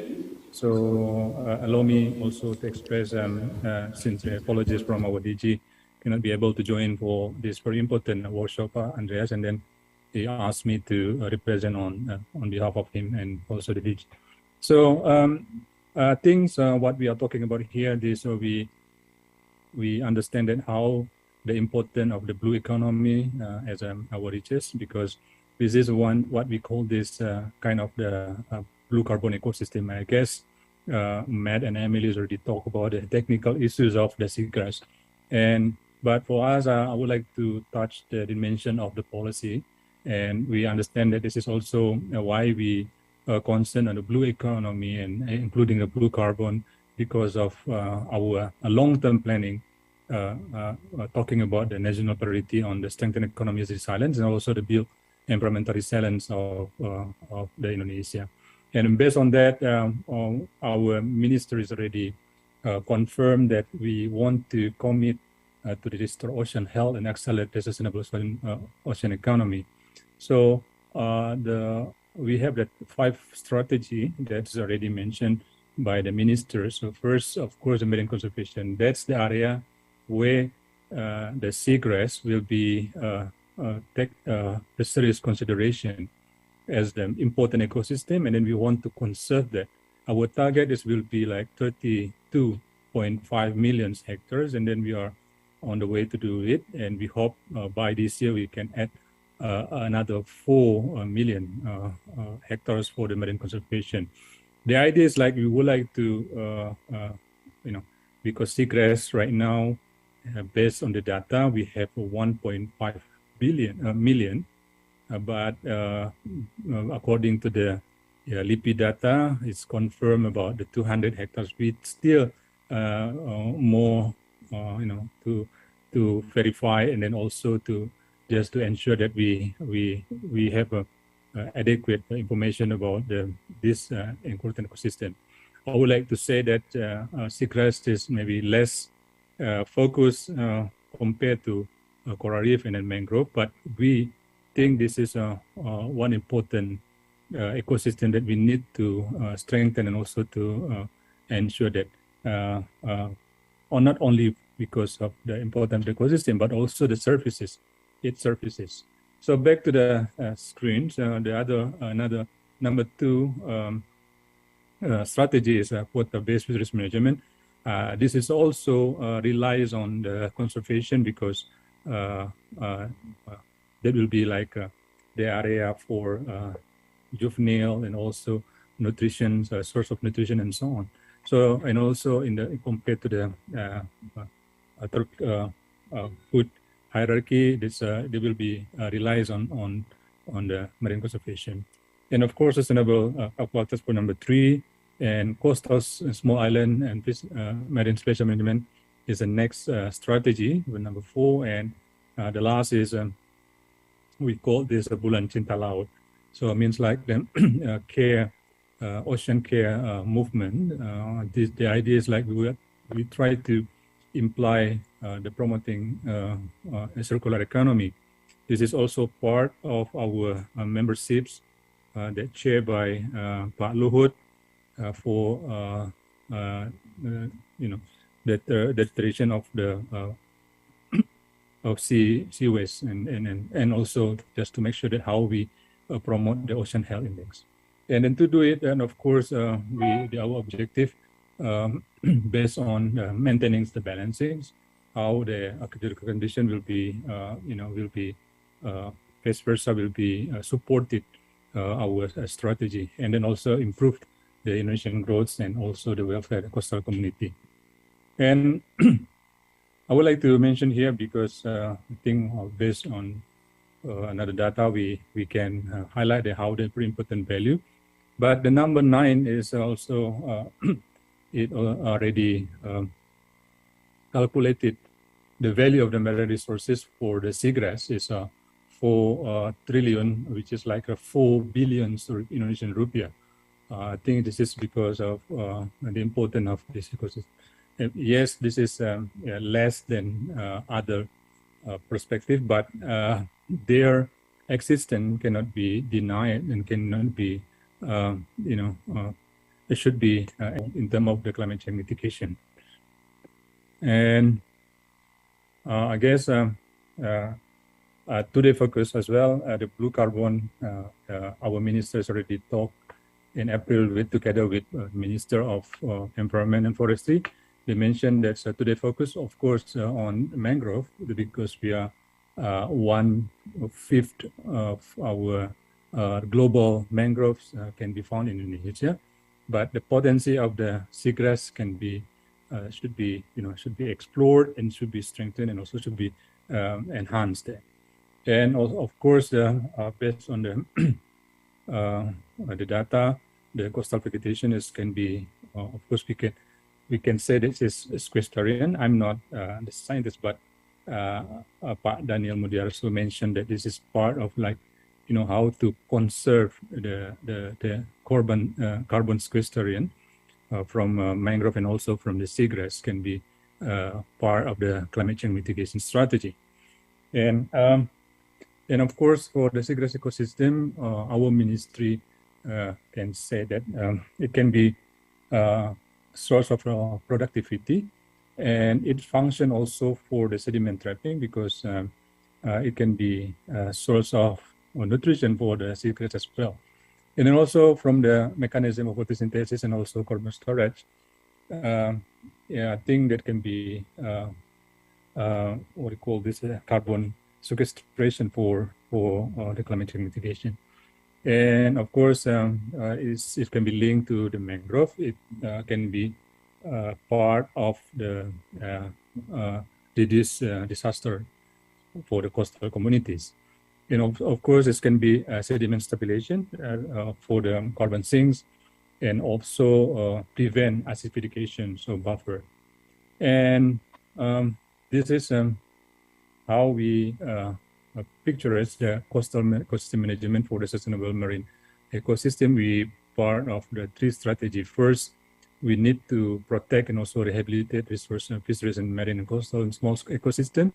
And then by having like that, we need to enhance our ecosystem protection and marine biodiversity in all our fisheries management area. And then we need to also do rehabilitations and also restoration for our resource fisheries, especially that can be last resources of productivity.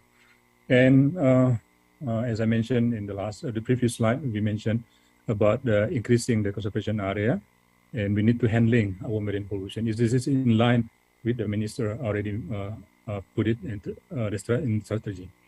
And of course, by having like that, we need to increase our ocean health index. And the second strategy, we would like to, to apply that regulation, utilization, and control marine space. And by having like that, based on the law creation law, we all the activity which is occupy the space of marine and coastal for the continuously 30 days, they have to get what we call this verification from our ministry, and what we call this as kesesuaian ruang pembangunan ruang laut, just to like how this activity can be suitable based on our planning zone. And the last strategy is improve our adaptation capacity in mitigating climate change impact. And of course, we need to be part of the NDC by having reducing gas emission and also increase utilization of finance from blue carbon trading. This is like kind of, I understand this is a long term, but we can be a part of that. The lesson learned from India,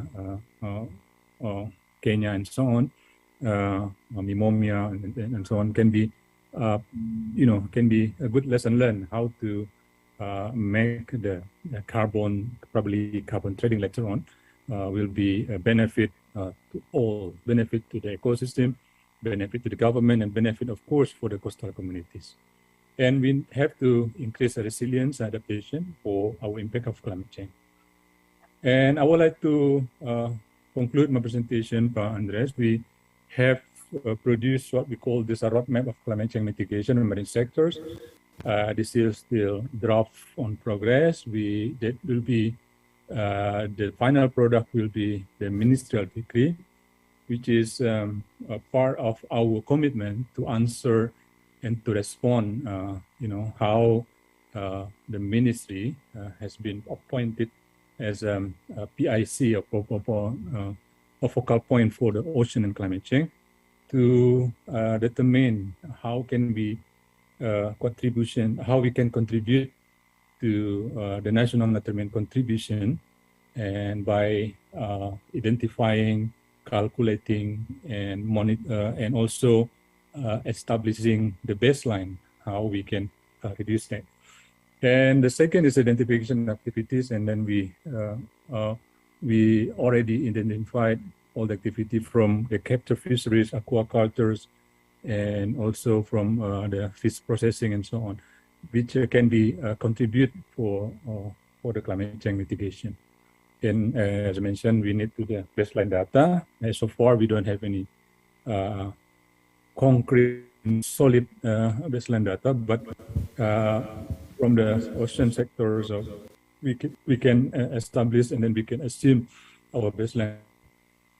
And also this roadmap identified and produced how we can do it by having mitigation actions, and also the strategy for that. And thank you, Andres. As I mentioned, I conclude the presentation to mention about our roadmap publication. Thank you very much, and look forward to having more discussion, maybe probably inquiry about my presentation. Thank you very much, Pak Andres. Thank you, Pak Hendra, for the presentation. I give the floor to the audience here if you have question. Ya, Bu Rohani, silakan Bu. Nggak kedengaran.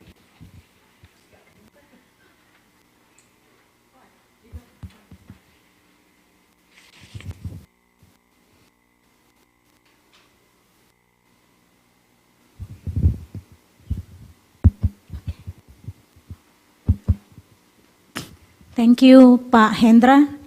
Salam kenal.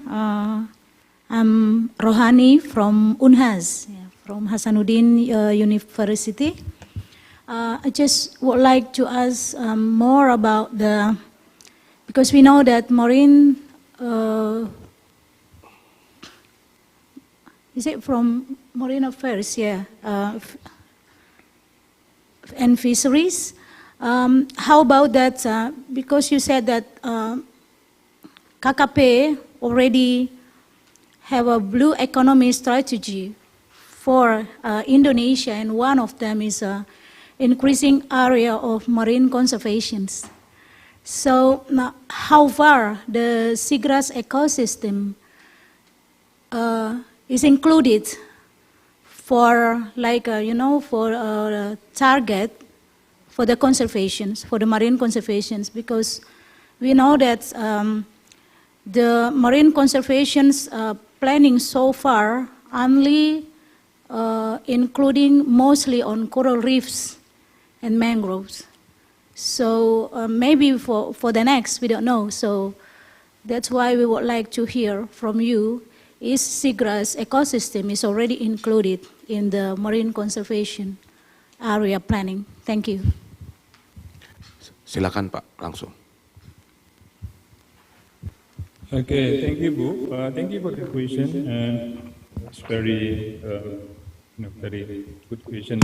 So I would like to highlight that for increasing the conservation area for Ministry of Marine Affairs and Fisheries, we focus enlarge of the areas, and of course we put it the important charismatic ecosystem or charismatic species or any important value of the conservation, we put it as a basis to enlarge of the marine conservation areas.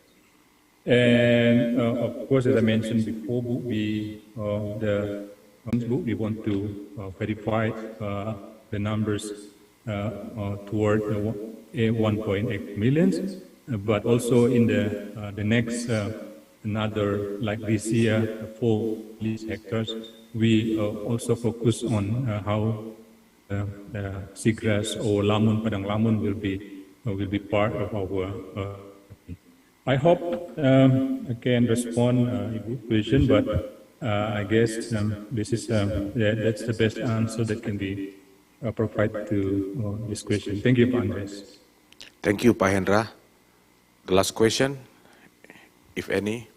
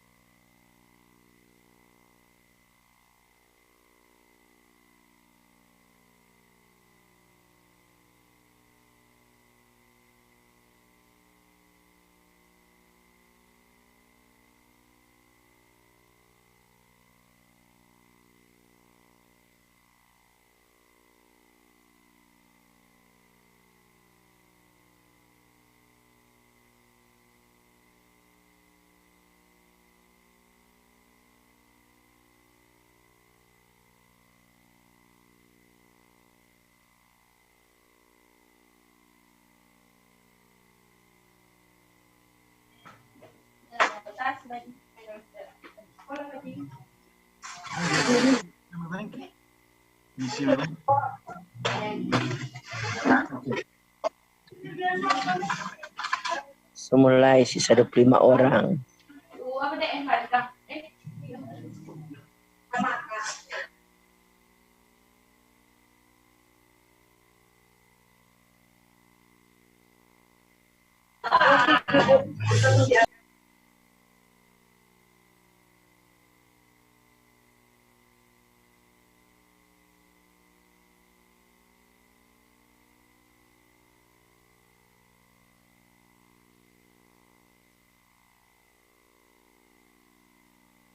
Hello, good morning, good afternoon.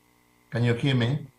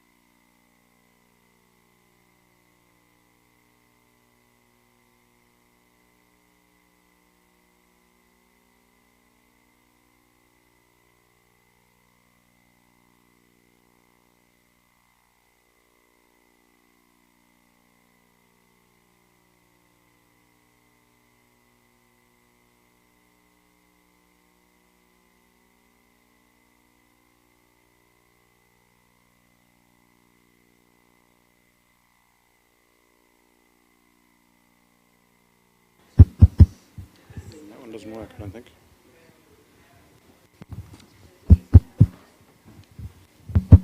Oh, looks okay. Yeah, I have one. We just need to give it.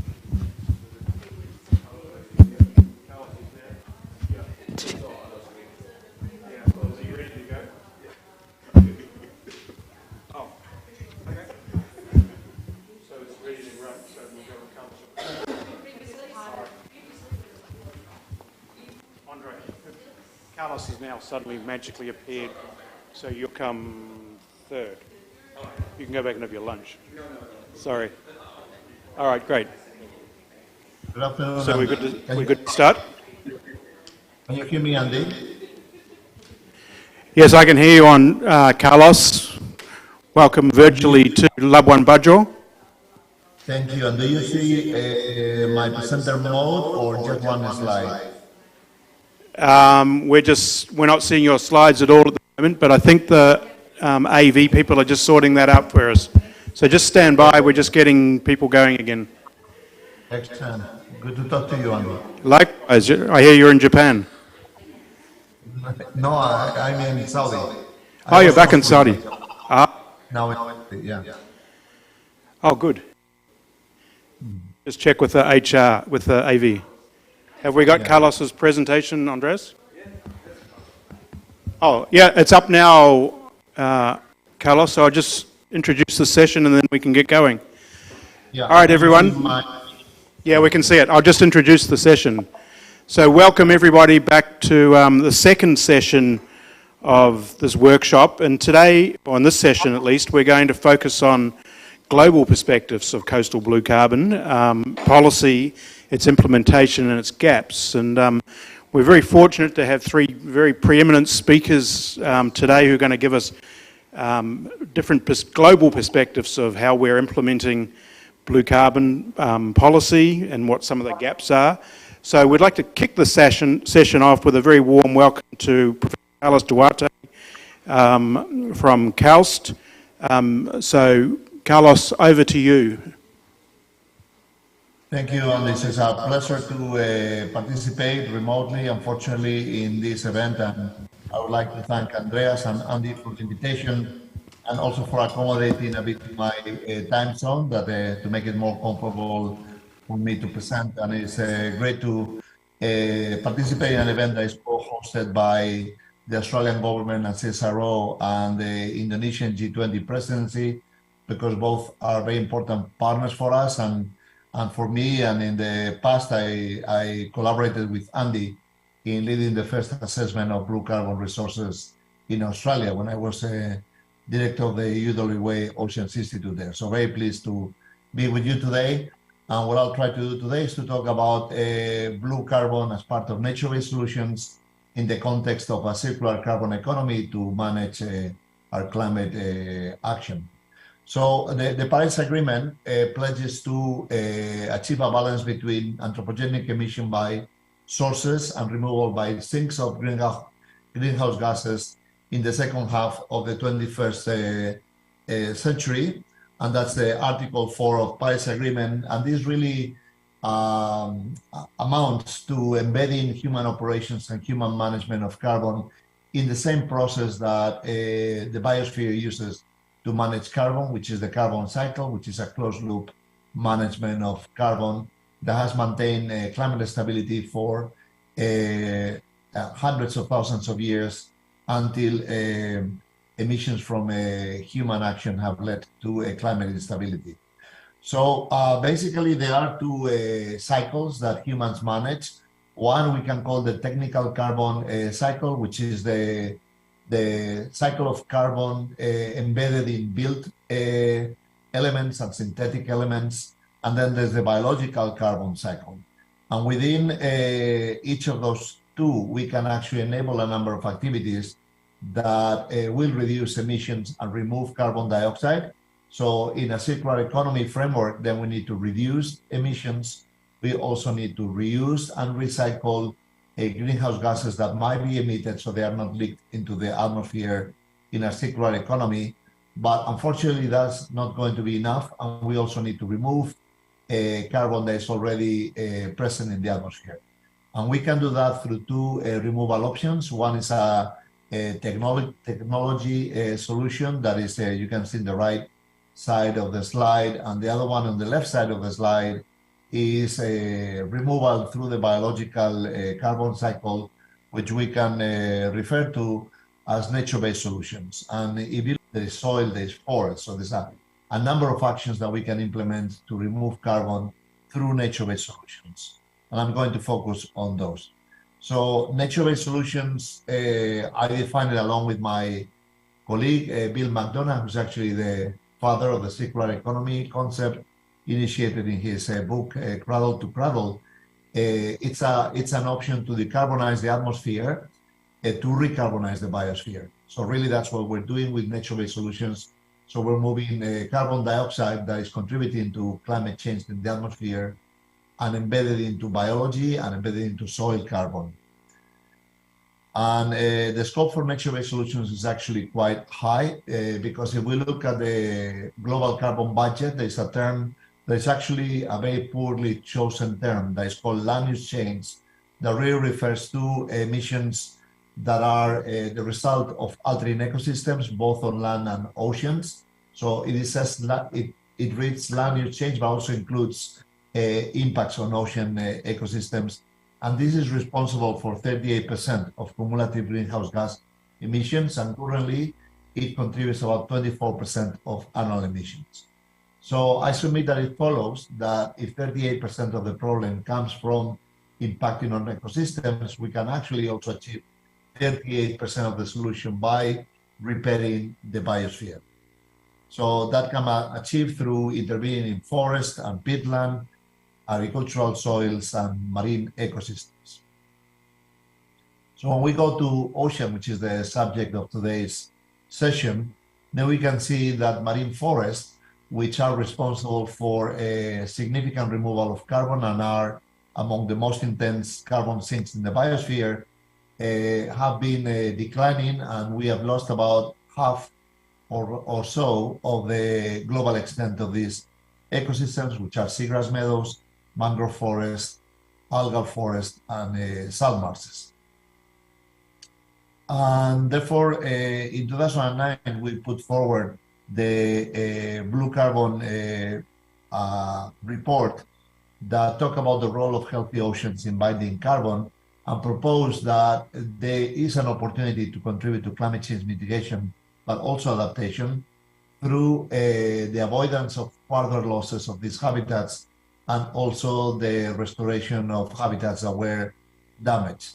And since this was proposed in 2009, the strategy has gained a lot of support. And last year, ahead of the Glasgow, comes from Indonesia, and seaweed farming is growing at about 7% annually. And the largest farms can be seen from space, like this one in China, which is 150,000 square kilometers. So 150 square kilometers. So hundreds of millions of tons of carbon can be sequestered below seaweed farms by 2050. And the slide here shows a back of the envelope calculation of the potential for seaweed carbon sequestration with seaweed farming and the different scenarios of expansion of seaweed farms. So provided the growth of seaweed farming, and if seaweed farming was to grow at 20% per year annually, then it will reach 670,000 square kilometers by 2050. And we calculate that the impact-free maximum area that might be occupied by seaweed farming in the ocean is about 3.5 million square kilometers that can sequester about 1.6 to 3 gigatons of carbon below the farm every year. Calculated the rate of accumulation of carbon with seaweed farming, and then calculated the removal and the sequestration of carbon below the farms. And we found that 2/3 of the farms in our study had elevated organic carbon below the soils, and the rest of the farms were placed in erosive, high-energy environments that did not accumulate sediments. As I mentioned earlier, none of these farms were actually designed to sequester carbon, and 75% of the farms met the conditions to be able to resolve carbon sequestration below the farms, which were about 0.27 on average grams of sediment per square meter per year, actually grams of carbon. And we calculated that on average 2 tons of carbon dioxide were sequestered below the farms per hectare per year. And the maximum sequestration rate was actually found in a farm in Indonesia, which sequestered 8 tons of carbon dioxide. And in fact, illustration on forest, the champion of carbon sequestration at the sea, which is the Posidonia oceanica meadow context of Indonesia, and also something that I suffer in the Red Sea, where we don't have accurate maps of seagrass extent. So seagrasses cannot really be resolved from satellites or airborne sensors. Only the shallow areas can be resolved, but in the deeper areas they can be confounded with seaweed and also with soils, because often they grow in carbonate soils that give a lot of backscatter, so the seagrass signal is lost. So what we propose we could do, and that I'm doing here in the Red Sea, is actually to partner with marine animals that use seagrasses as habitat. So in the Red Sea, I've been leading a project where we tag 96 green turtles and follow them to discover the extent of seagrass meadows in the Red Sea. And we have discovered 98 seagrass meadows, of which we only knew 12. And we have gone to tell us there's a seagrass meadow here. They actually also draw the boundaries of the seagrass meadow while they move around feeding on the seagrass meadow.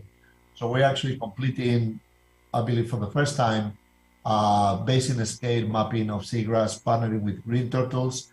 But I would like to give you one more example that is very significant, and you will see at the end, and that is the Bahamas banks. So the Bahamas banks is 150,000 seagrass blue ocean. So it contains about 20% of the blue carbon resources of the ocean. And this work is going to be published soon in Nature Communications and was led by Beneath the Waves. And I was a collaborator and a motivator of the study.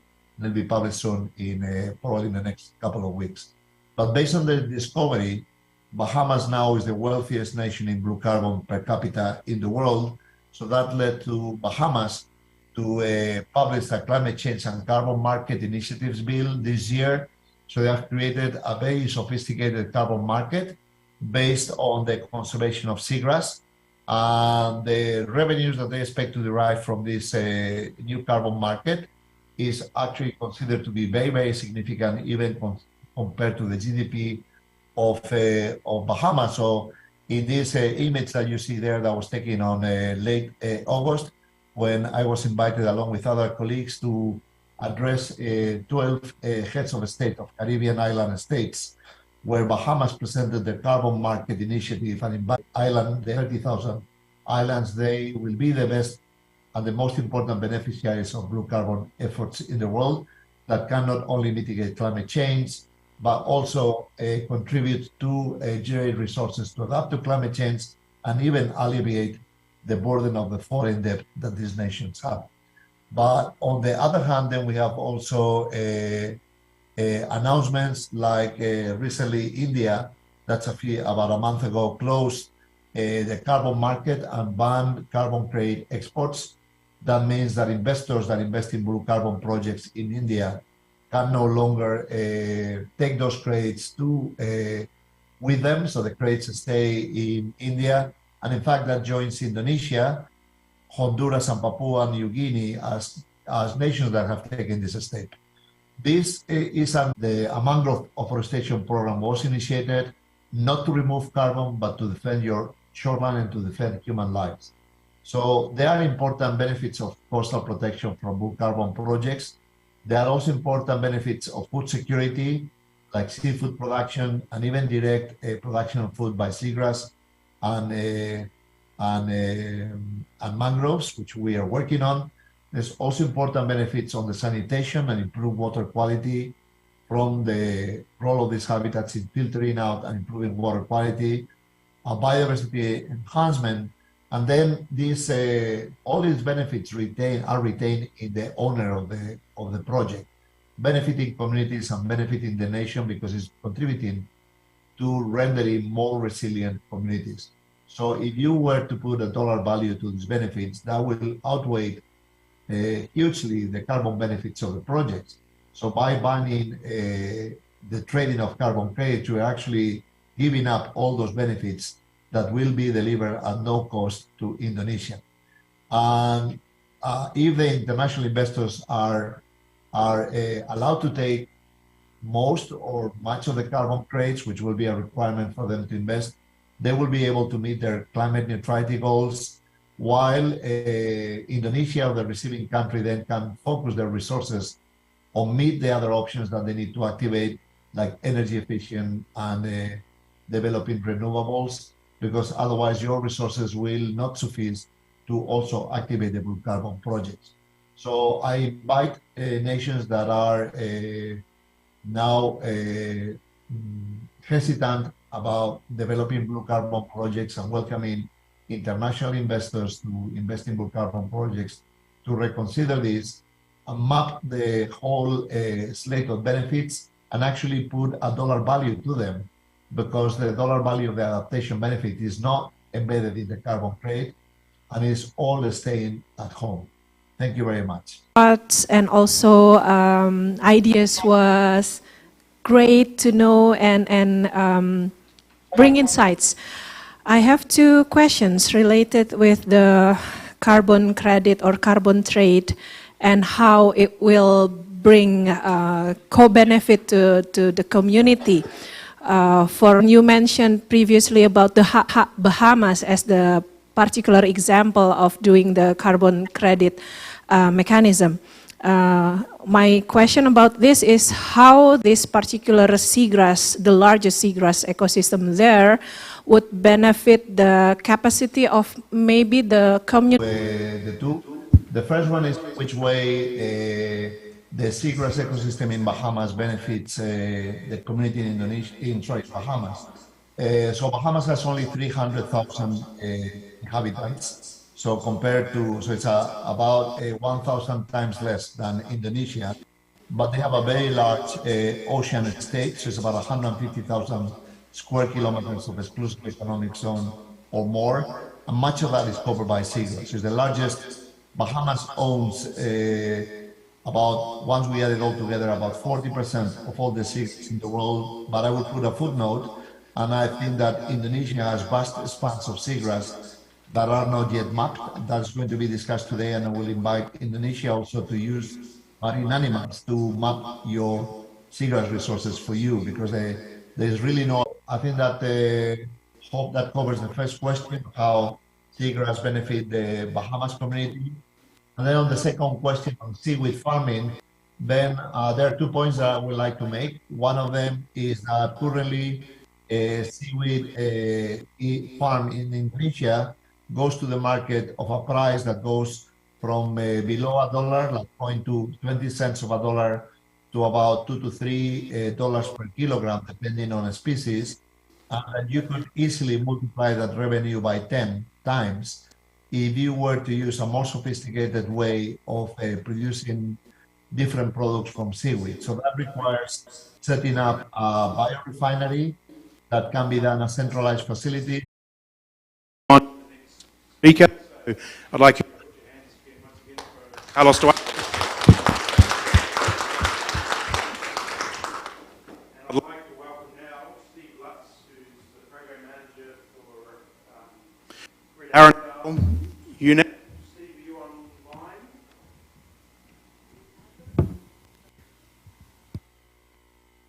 Yes, I'm online. Can you hear me? Steve? Do you want me to share the screen?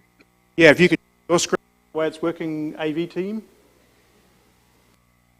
Screen. Okay, I'm going to go ahead and share my screen right now.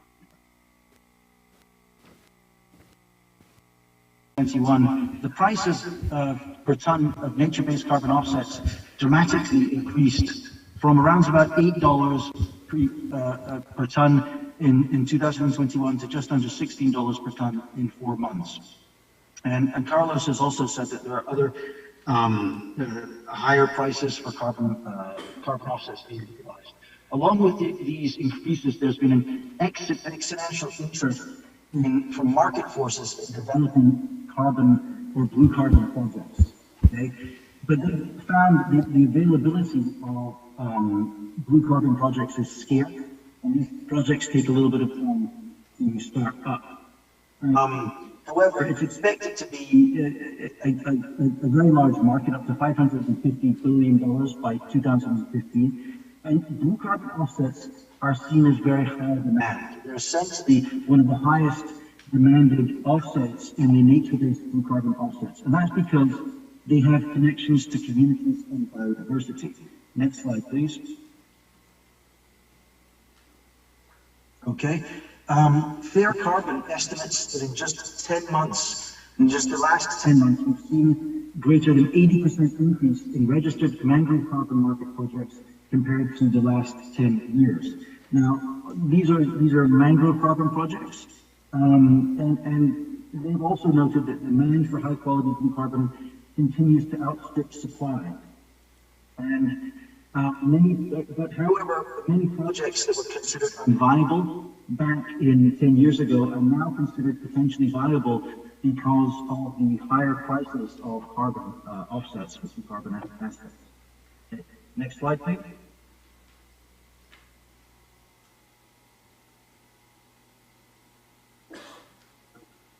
So seagrasses are recognized as blue carbon ecosystems by the International Panel on Climate Change. I won't go through all of that as Carlos has. But the challenges regarding seagrasses on the voluntary carbon market is one, the variability of seagrass carbon stocks. So some seagrass ecosystems store seagrass more efficiently or more carbon than other seagrass ecosystems or seagrass meadows. Then questions around how seagrass carbon can be accurately measured and cost-effectively accounted for. It's great that the sharks and sea turtles can let us know where those seagrasses are, but they can't, as to date, and maybe Carlos will invent something, but to date they can't actually sample the carbon. And then questions around how can seagrass be planted, because the one thing that can be sold on the voluntary carbon market to date, and unless things change that I'm unaware of, is additionality, and that is actions that conserve a threatened ecosystem or actions that restore a degraded ecosystem. So for seagrasses, you'd have to plant something that threatens, or something or restore something that's been degraded. So replanting, and that's quite difficult for seagrass ecosystems. And overall, can the carbon market be harnessed to support seagrass conservation and restoration? I see it's a financial incentive. And I'll quote a colleague of mine, James Cairo, in Kenya, and one thing he says is, it's nice to protect pretty things in the ocean, but who's going to pay for it? So there's lots of seagrasses out there, lots of seagrasses worth conserving, and the carbon market is seen as one way of doing it. Okay, next slide, please.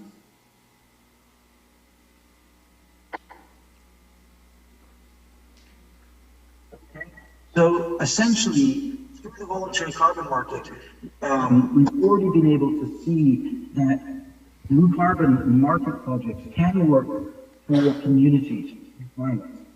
The carbon financing benefits sharing from such projects can have great community impact.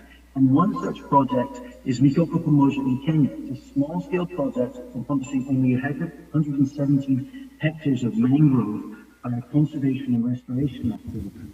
Now, this was the first blue carbon project to be advanced on the voluntary carbon market. Project revenue when it was first advanced in 2013 was $11,000. Last year it was $21,000, which included the highest price point of $20 per ton, well over the average for nature-based carbon offsets that year, which was $8 a ton. Revenue or profit from the project is allocated by the communities and has supported the creation of freshwater wells, providing safe, sustainable safe water to this community, school books for local children, hospital equipment, and other community activities. So essentially, that profit from the voluntary carbon market comes in. It supports the conservation and restoration activities, and then the rest of it goes to community benefit. So you can understand that the communities there are essentially the #1 supporters of their projects. Okay, and how does this sort of work? Next slide, please. Okay, and so you have, the finances and the benefit sharing, that sort of conclusions. And how did that work in Kenya? Well, Kenya used a standard called Plan Vivo, and that mandates that 60% of the revenue from the carbon market goes to communities. And this includes the mangrove work teams and community benefit activities. And this essentially means that since it's a fixed area, the only thing that's really going to change when the price of carbon increases is the amount of revenue that goes to the community. Okay? The government did not take any percentage cut from this carbon market project. Next slide, please. And we tried the same, and these two sites also are part of the UNEP Blue Forest project, which recently concluded, and I coordinated on behalf of UNEP. But we tried the same in Madagascar. And after the agreements were signed with the Plan Vivo Foundation for the selling of the carbon offsets, the government of Madagascar stepped in and said that they wanted at least 27% of the revenue to be mandated for government coffers, government activities. And this meant that 87% of the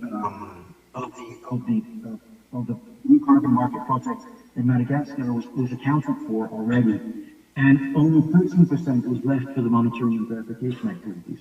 This was not enough to support monitoring and verification activities, and this is one reason why this project has not gone forward in Madagascar. Also, Madagascar has essentially banned the carbon markets like India has. Okay, so there's questions around these projects and how they can work, and yes, countries are concerned about how these projects can work or not. Next slide, please.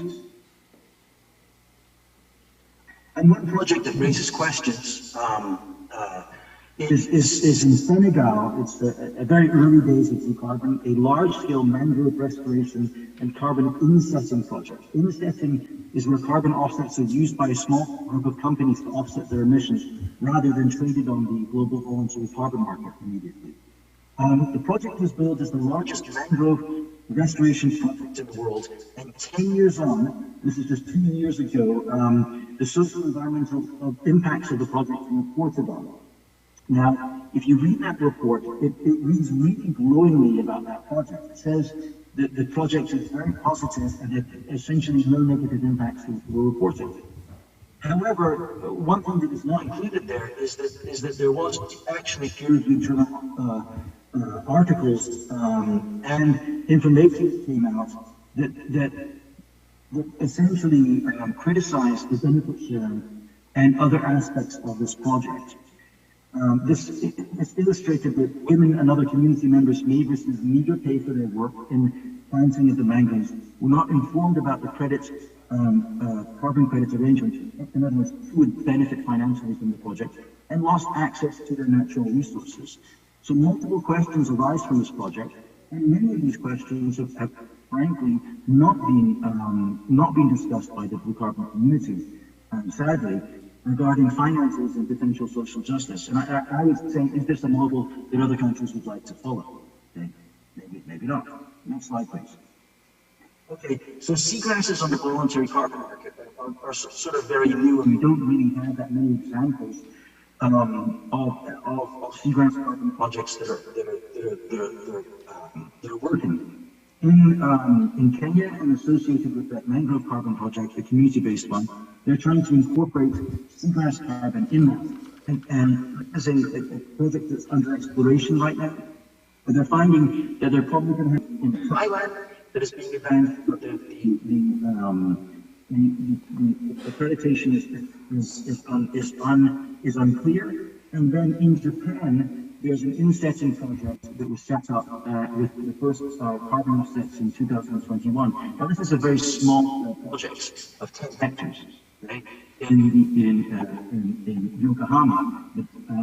The benefit sharing here is unknown, but one thing that has been reported is that carbon offsets were valued at $500 a ton for this Japanese project, which I think is extremely interesting. I was mentioning $70 a ton. Can we justify $500 a ton? Okay, well, something is already. Okay, next slide, please. And this is, I won't go into much detail because Carlos did quite a bit on the Bahamas model. My questions here is regarding additionality. It's great that the seagrass carbon on the Bahamas is gigantic and probably has a lot of carbon there. But the questions that arise here is, what about the additionality? What can actually be sold on the voluntary carbon market? And then how is the Bahamas going to allocate the benefit sharing? There has been some scheme proposed with potentially certain amounts of funds involved by being held by parties that are outside of the Bahamas. I don't know if that's viable or not, or if that's a model that can be replicated, but maybe Carlos can illuminate that. Next slide, please. And then there's also the Seychelles. So the Seychelles has a massive seagrass bed that they're exploring with regard to its value in blue carbon. And they hope also to be selling offsets on the voluntary carbon market and recognizing this value for financial gain. Questions also arise here about additionality and benefit sharing. And the Seychelles have committed to protect all of its seagrass meadows by 2030. So it's going to be interesting to see how that lays out. This is a timeline of the Seychelles model for developing blue carbon projects in the Seychelles. So it's great that nations are now getting towards those sorts of models that can be examined and then replicated for the Indian nations using the extreme interface. Next slide, please. So the blue carbon market is very new. It's kind of like an airplane that is taken off from the runway without radar or connection to the ground control. Right now, we are experiencing the wild west of the blue carbon market. The market is opaque. It's hard to access. Broker pressures are potentially causing local conflicts, and we're hearing of potentially unscrupulous deals being offered to communities from venture capital and other types of people that want to secure these deals, such as securing the rights of blue carbon at $3 a ton. I.e., I'll give you $50,000 if I'm paying you $3 a ton for carbon, and then I'll take the rest of the profit in my pocket, okay? Which is that's well below what we've seen for our Kenyan projects. I recently met with the community associations in Kenya, and their terms to some of these brokers, coyotes. Okay, so it's no wonder that nations are hesitant about getting involved in the blue carbon market. It's deservedly so. Next slide, please. Okay. It is clear that multiple types of blue carbon offsets already exist on the market. However, we know that what the high value carbon offsets are. And in response to what Carlos said about, is it possible that we can bundle these things? Well, they already are being bundled through the projects in Kenya, because those projects are advertising their carbon offsets, not just for carbon, but for community benefit and biodiversity benefit as well. And those projects are realizing a high return on their carbon offsets because of that high value. Okay?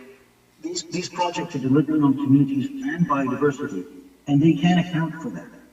Regulation is the role of regulation of the market is the role for governments, and it may be that the current actors in blue carbon need additional expertise in order to navigate this new field. And I think the blue carbon community is quickly realizing that. This is an illustration from the Vanga Bay Community Office Association in Kenya. This is the group, the community association that manages the coastal blue carbon mangrove project in Kenya, community-based project. Right on the wall to see are all of the finances and benefit sharing from the sale of blue carbon offsets. Every Kenyan shilling is accounted for.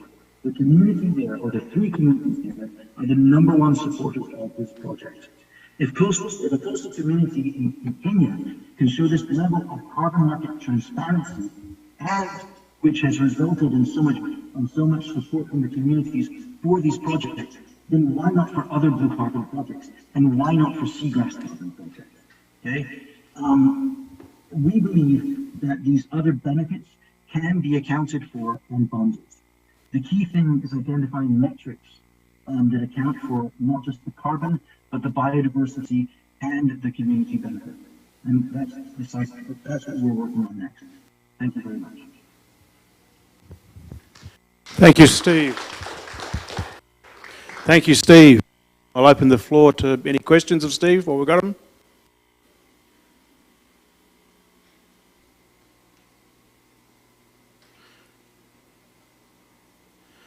There's some very interesting perspectives there, Steve. I think particularly from what said about Bahamas paying off national debt to your points around benefit sharing. I thought that's given us a lot to think about.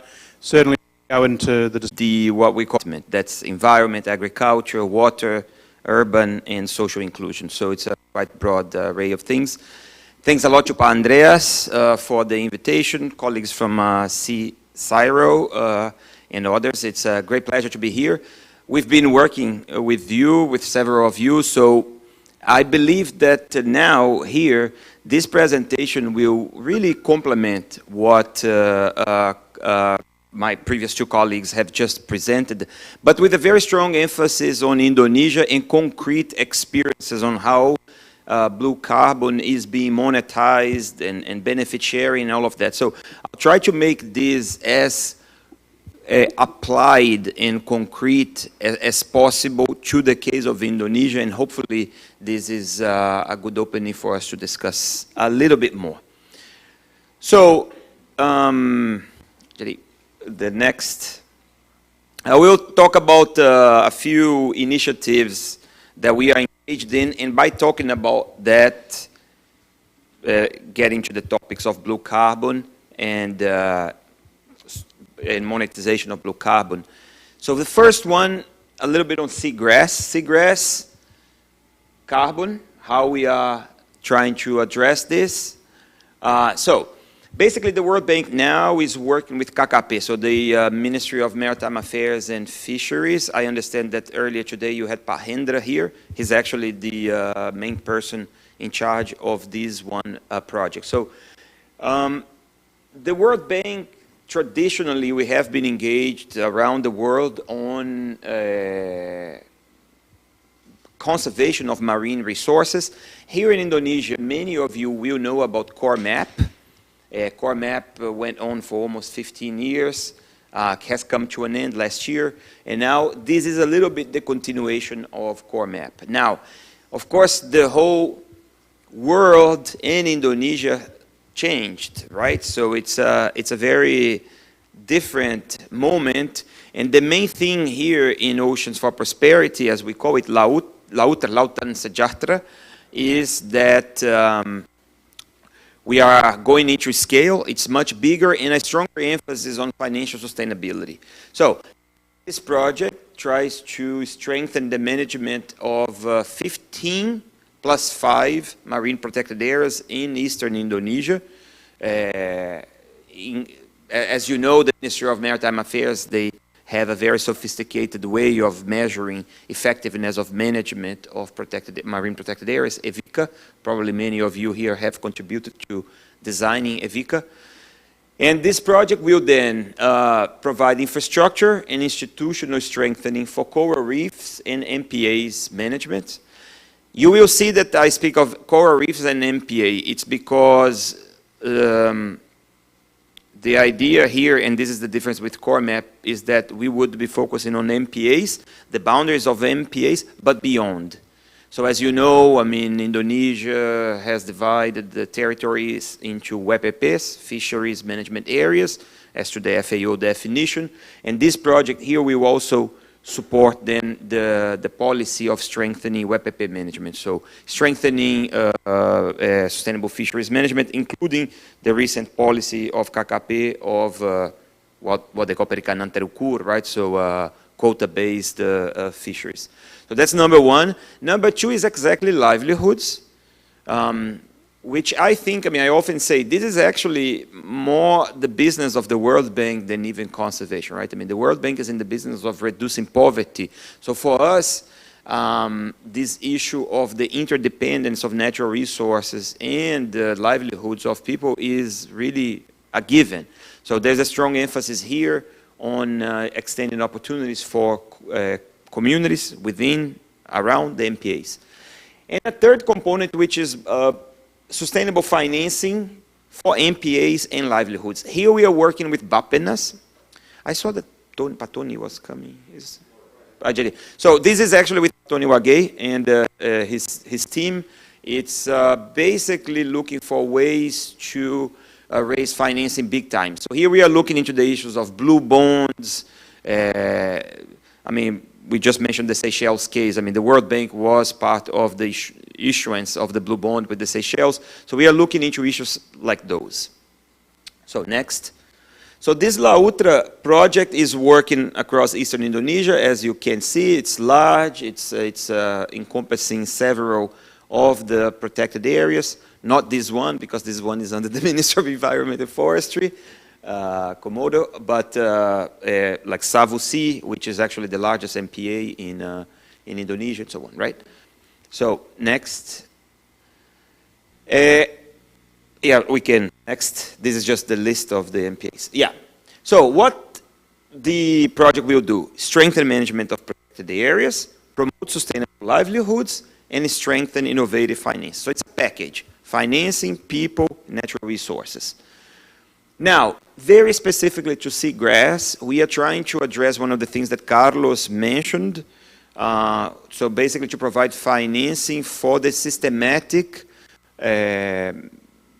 measurement and monitoring of seagrass, right, in Indonesia. So basically here, this is financing for the development of methodologies, but more really for the application of these methodologies within the targeted marine protected areas, which cover an important part of seagrass, but not everything, to measure the extent, quality, and carbon stocks and flows associated with this.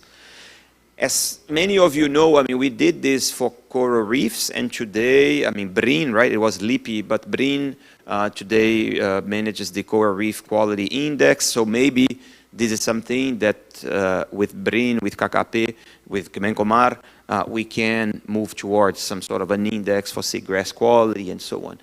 But basically, this allocates funding for this type of work for the next 5 years. The other element here is to work with the ministries in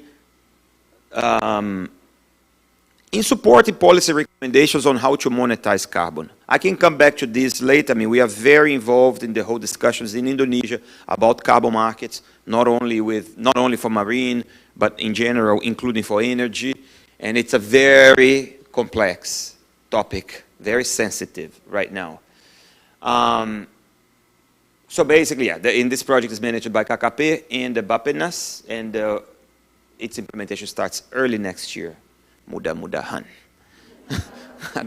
Selalu ada hatan. All right, so seagrass. Now moving to mangroves. I know that we want to focus on seagrass here, but I think on mangroves, we have something very useful that might be useful for how we deal with seagrass. So at the request of Menko Paluhut, the Minister of Coordinating Affairs, the World Bank started working with Minister of Environment and Forestry, Bergame, the Peatland and Mangroves Agency, Coordinating Minister of Maritime Affairs, and BPDLH, the Environmental Fund of Indonesia, on a very large mangroves project. It's $420 million. It's a project that has our goal is to basically restore and protect mangroves in Indonesia and improve the livelihoods of coastal communities. So it's similar. We have a component on policy and institutional strengthening. Here we have mangrove map. You know that KLHK, as the Wali data, right, for mangroves, they have the one, what is it? National Mangrove Map. National Mangrove Map. So this project will help KLHK update it annually, and even more importantly, make it more publicly available.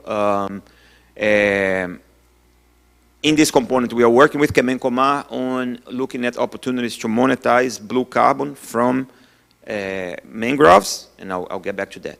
Conservation. So the idea here is to restore 75,000 hectares of mangroves in the next 4 years. This is a lot.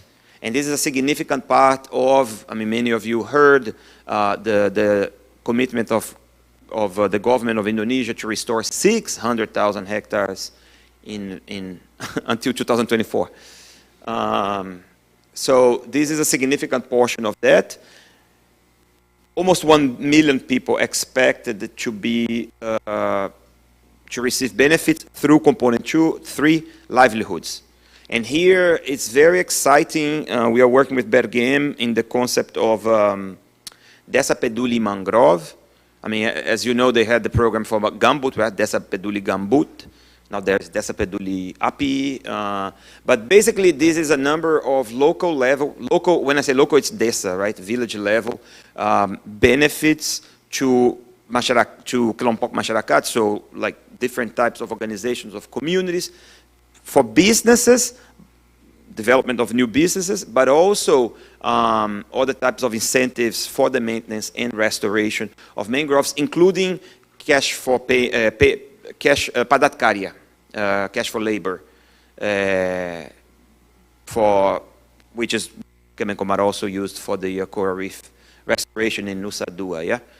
So, yeah, and it has a gender component, as you can imagine. I mean, involving women in these restoration efforts, and the maintenance is very important. Okay, now moving to blue carbon specifically, not restoration in itself. Next. This project will be implemented initially in 4 provinces, so Kalimantan Timur, East Kalimantan, North Kalimantan, Riau, and Sumatra, in North Sumatra. The areas have already been identified, and the one very important thing in this project, and this we worked a lot with Australian expertise as well. One of our lead technical specialists actually is based in Darwin, is this idea that the restoration of mangrove is not only planting seedlings of rhizophora, right? So it's really taking a more comprehensive approach, including a lot of hydrological work to get the water right and get the tides back and so on. So we really hope that this project will not only have a significant impact in 75,000 hectares, but also help government itself, right, to improve its spending. The government of Indonesia has been spending a lot of funds on mangrove restoration. During the COVID recovery money, the PEN money, right, a lot was actually allocated for mangroves, but the survival rates can be improved, right? So that's something we are looking at carefully here. Now, next, on carbon. As you can imagine here, there are two sources of carbon going on. So there is the carbon that will be accrued from restoration, right? So what we call carbon stock enhancement. But there is also carbon emission being avoided.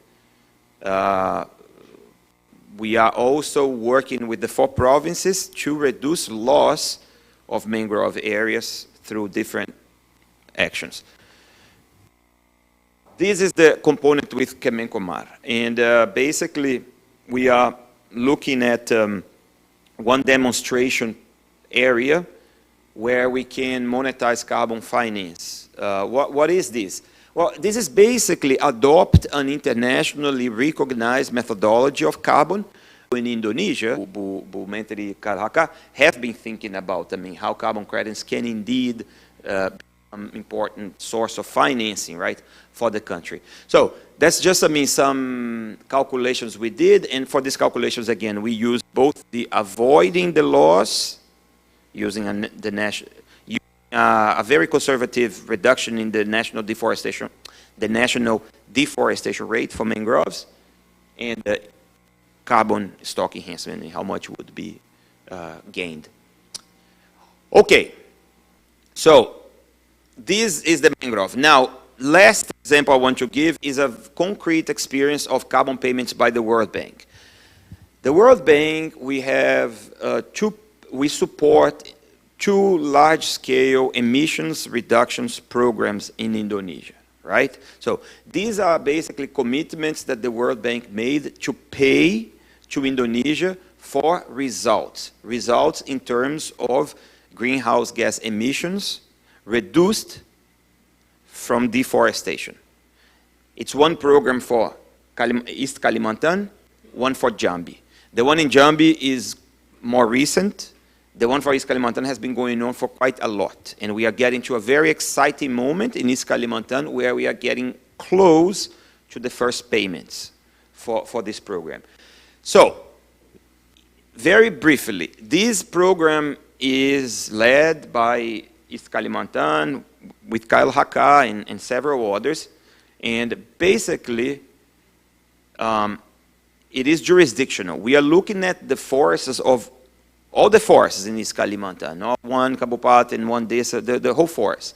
And if the deforestation is reduced, then the bank would provide financing. This is very similar to other initiatives around the world, right? The bank actually, we are working on the NERPA, Emission Reductions Payment Agreement, a contract to pay for 22 million tons of carbon.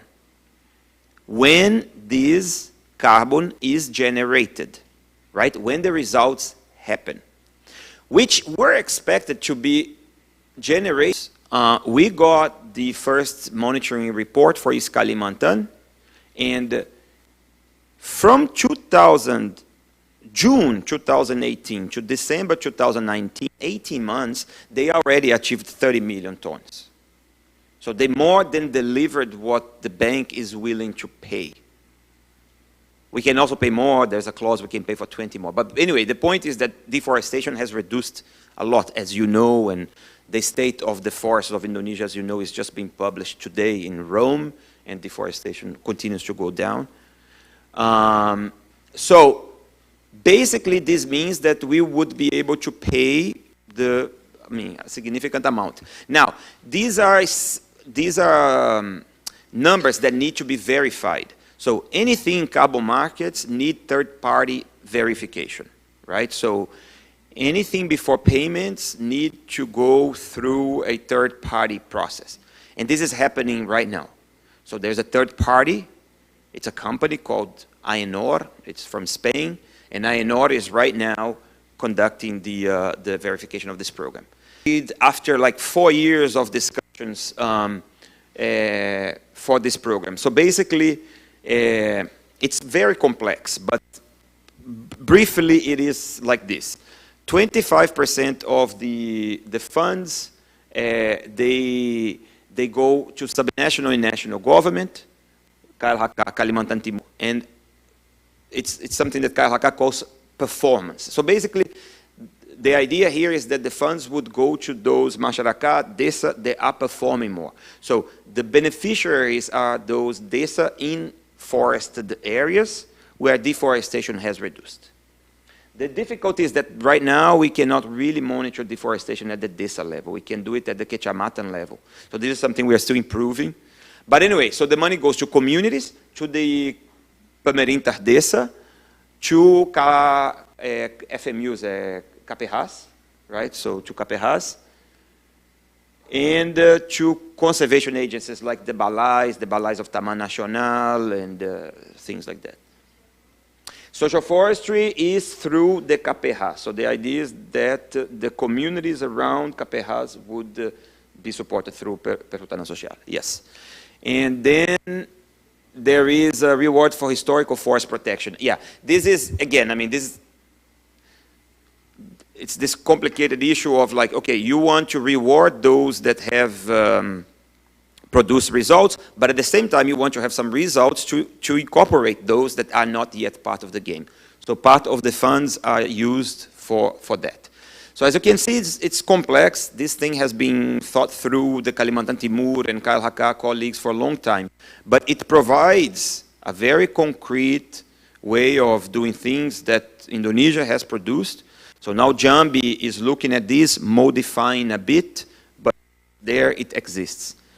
All these funds go through BPDLH, so the Indonesian Environmental Fund is the manager of these funds as per the Perpres-NEC, the Nilai Economic Carbon, which designates BPDLH as the recipient of climate finance, right? And then BPDLH is working now with NGOs to get to the community. So a lot of details here, but I think the main point here is this. I mean, there is one program. It has achieved results. It has a benefit sharing mechanism. Indonesia has systems to distribute this money. Everything needs to be tested by all means, but it's there. And I strongly believe that these are models, right, that Indonesia can then replicate. So I think that, I mean, there are many countries that have done very interesting things, the Seychelles and the bank. We are very proud to have supported the Seychelles, but Indonesia is 200 times the size of the Seychelles. So it's very important to keep in mind the challenge, right, of scale when we are talking about Indonesia. I mean, it's not going to be one village here, the other village there. I mean, we need to think of systems, processes that can then really take things at a scale.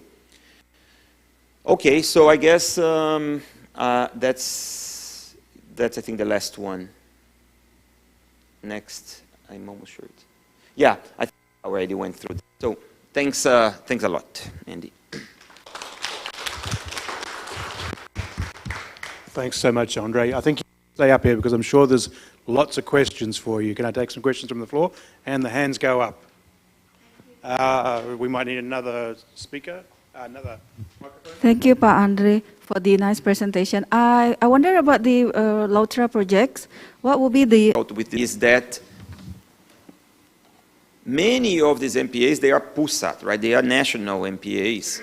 But KKP is a bit different from KLHK. They don't have many balais, like here there's the balai Taman Nasional, right?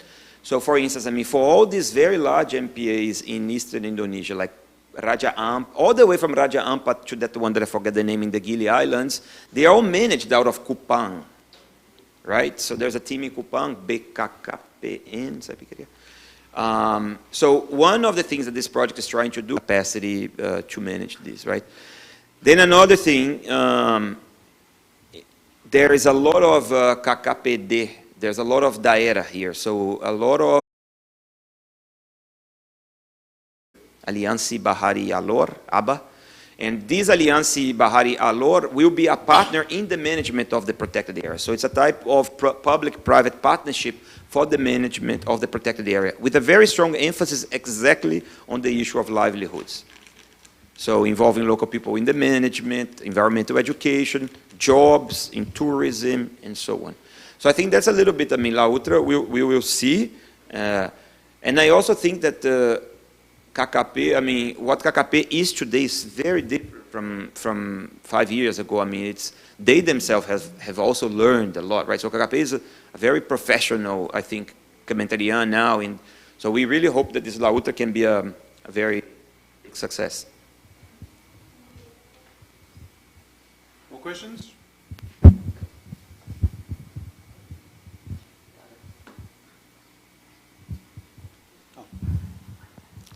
Thank you, Andrea. So, for seagrass and carbon market, what do you seagrass country? What is your suggestion to accelerate the readiness to include seagrass into Indonesia NDC or the carbon market? As you mentioned, KKP is working hard currently to seagrass into our NDC. That's the main question, right? I think a few things. I think one is this part of science and measurement really to do it in a more integrated way. Sorry to say this, but to speak about the core map, right? I mean, we had the situation where KKP was monitoring some data on coral reefs, BRIN, LIPI was, universities were. It was very, very hard, right, to have this in one database. I mean, I think I'm not saying anything new here, right? So I think that this issue of the concentration of data is very, even when you have Wali data and these things, it's still a bit. And this is very different from the Kyoto world, where Indonesia could sell all carbons they wanted, because they needed to report to the UNFCCC, but that was it. Indonesia didn't have a commitment. Now Indonesia has a commitment that has just been increased to 31.8% or 43% to reduce. So when Indonesia sells carbon, they need to think very carefully on the implications for their own NDC.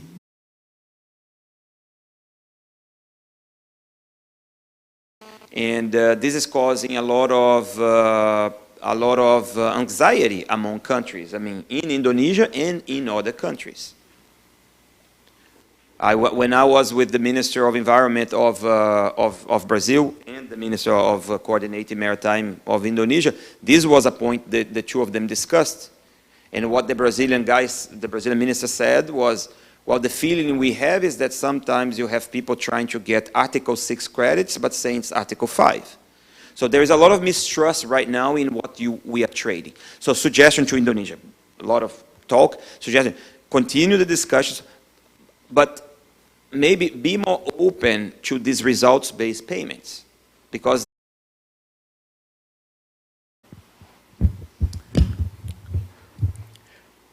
I have about 5 pages of the remarks already. So I know you are very, yes?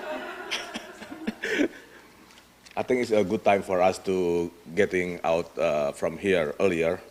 So I will make it into 1 page only.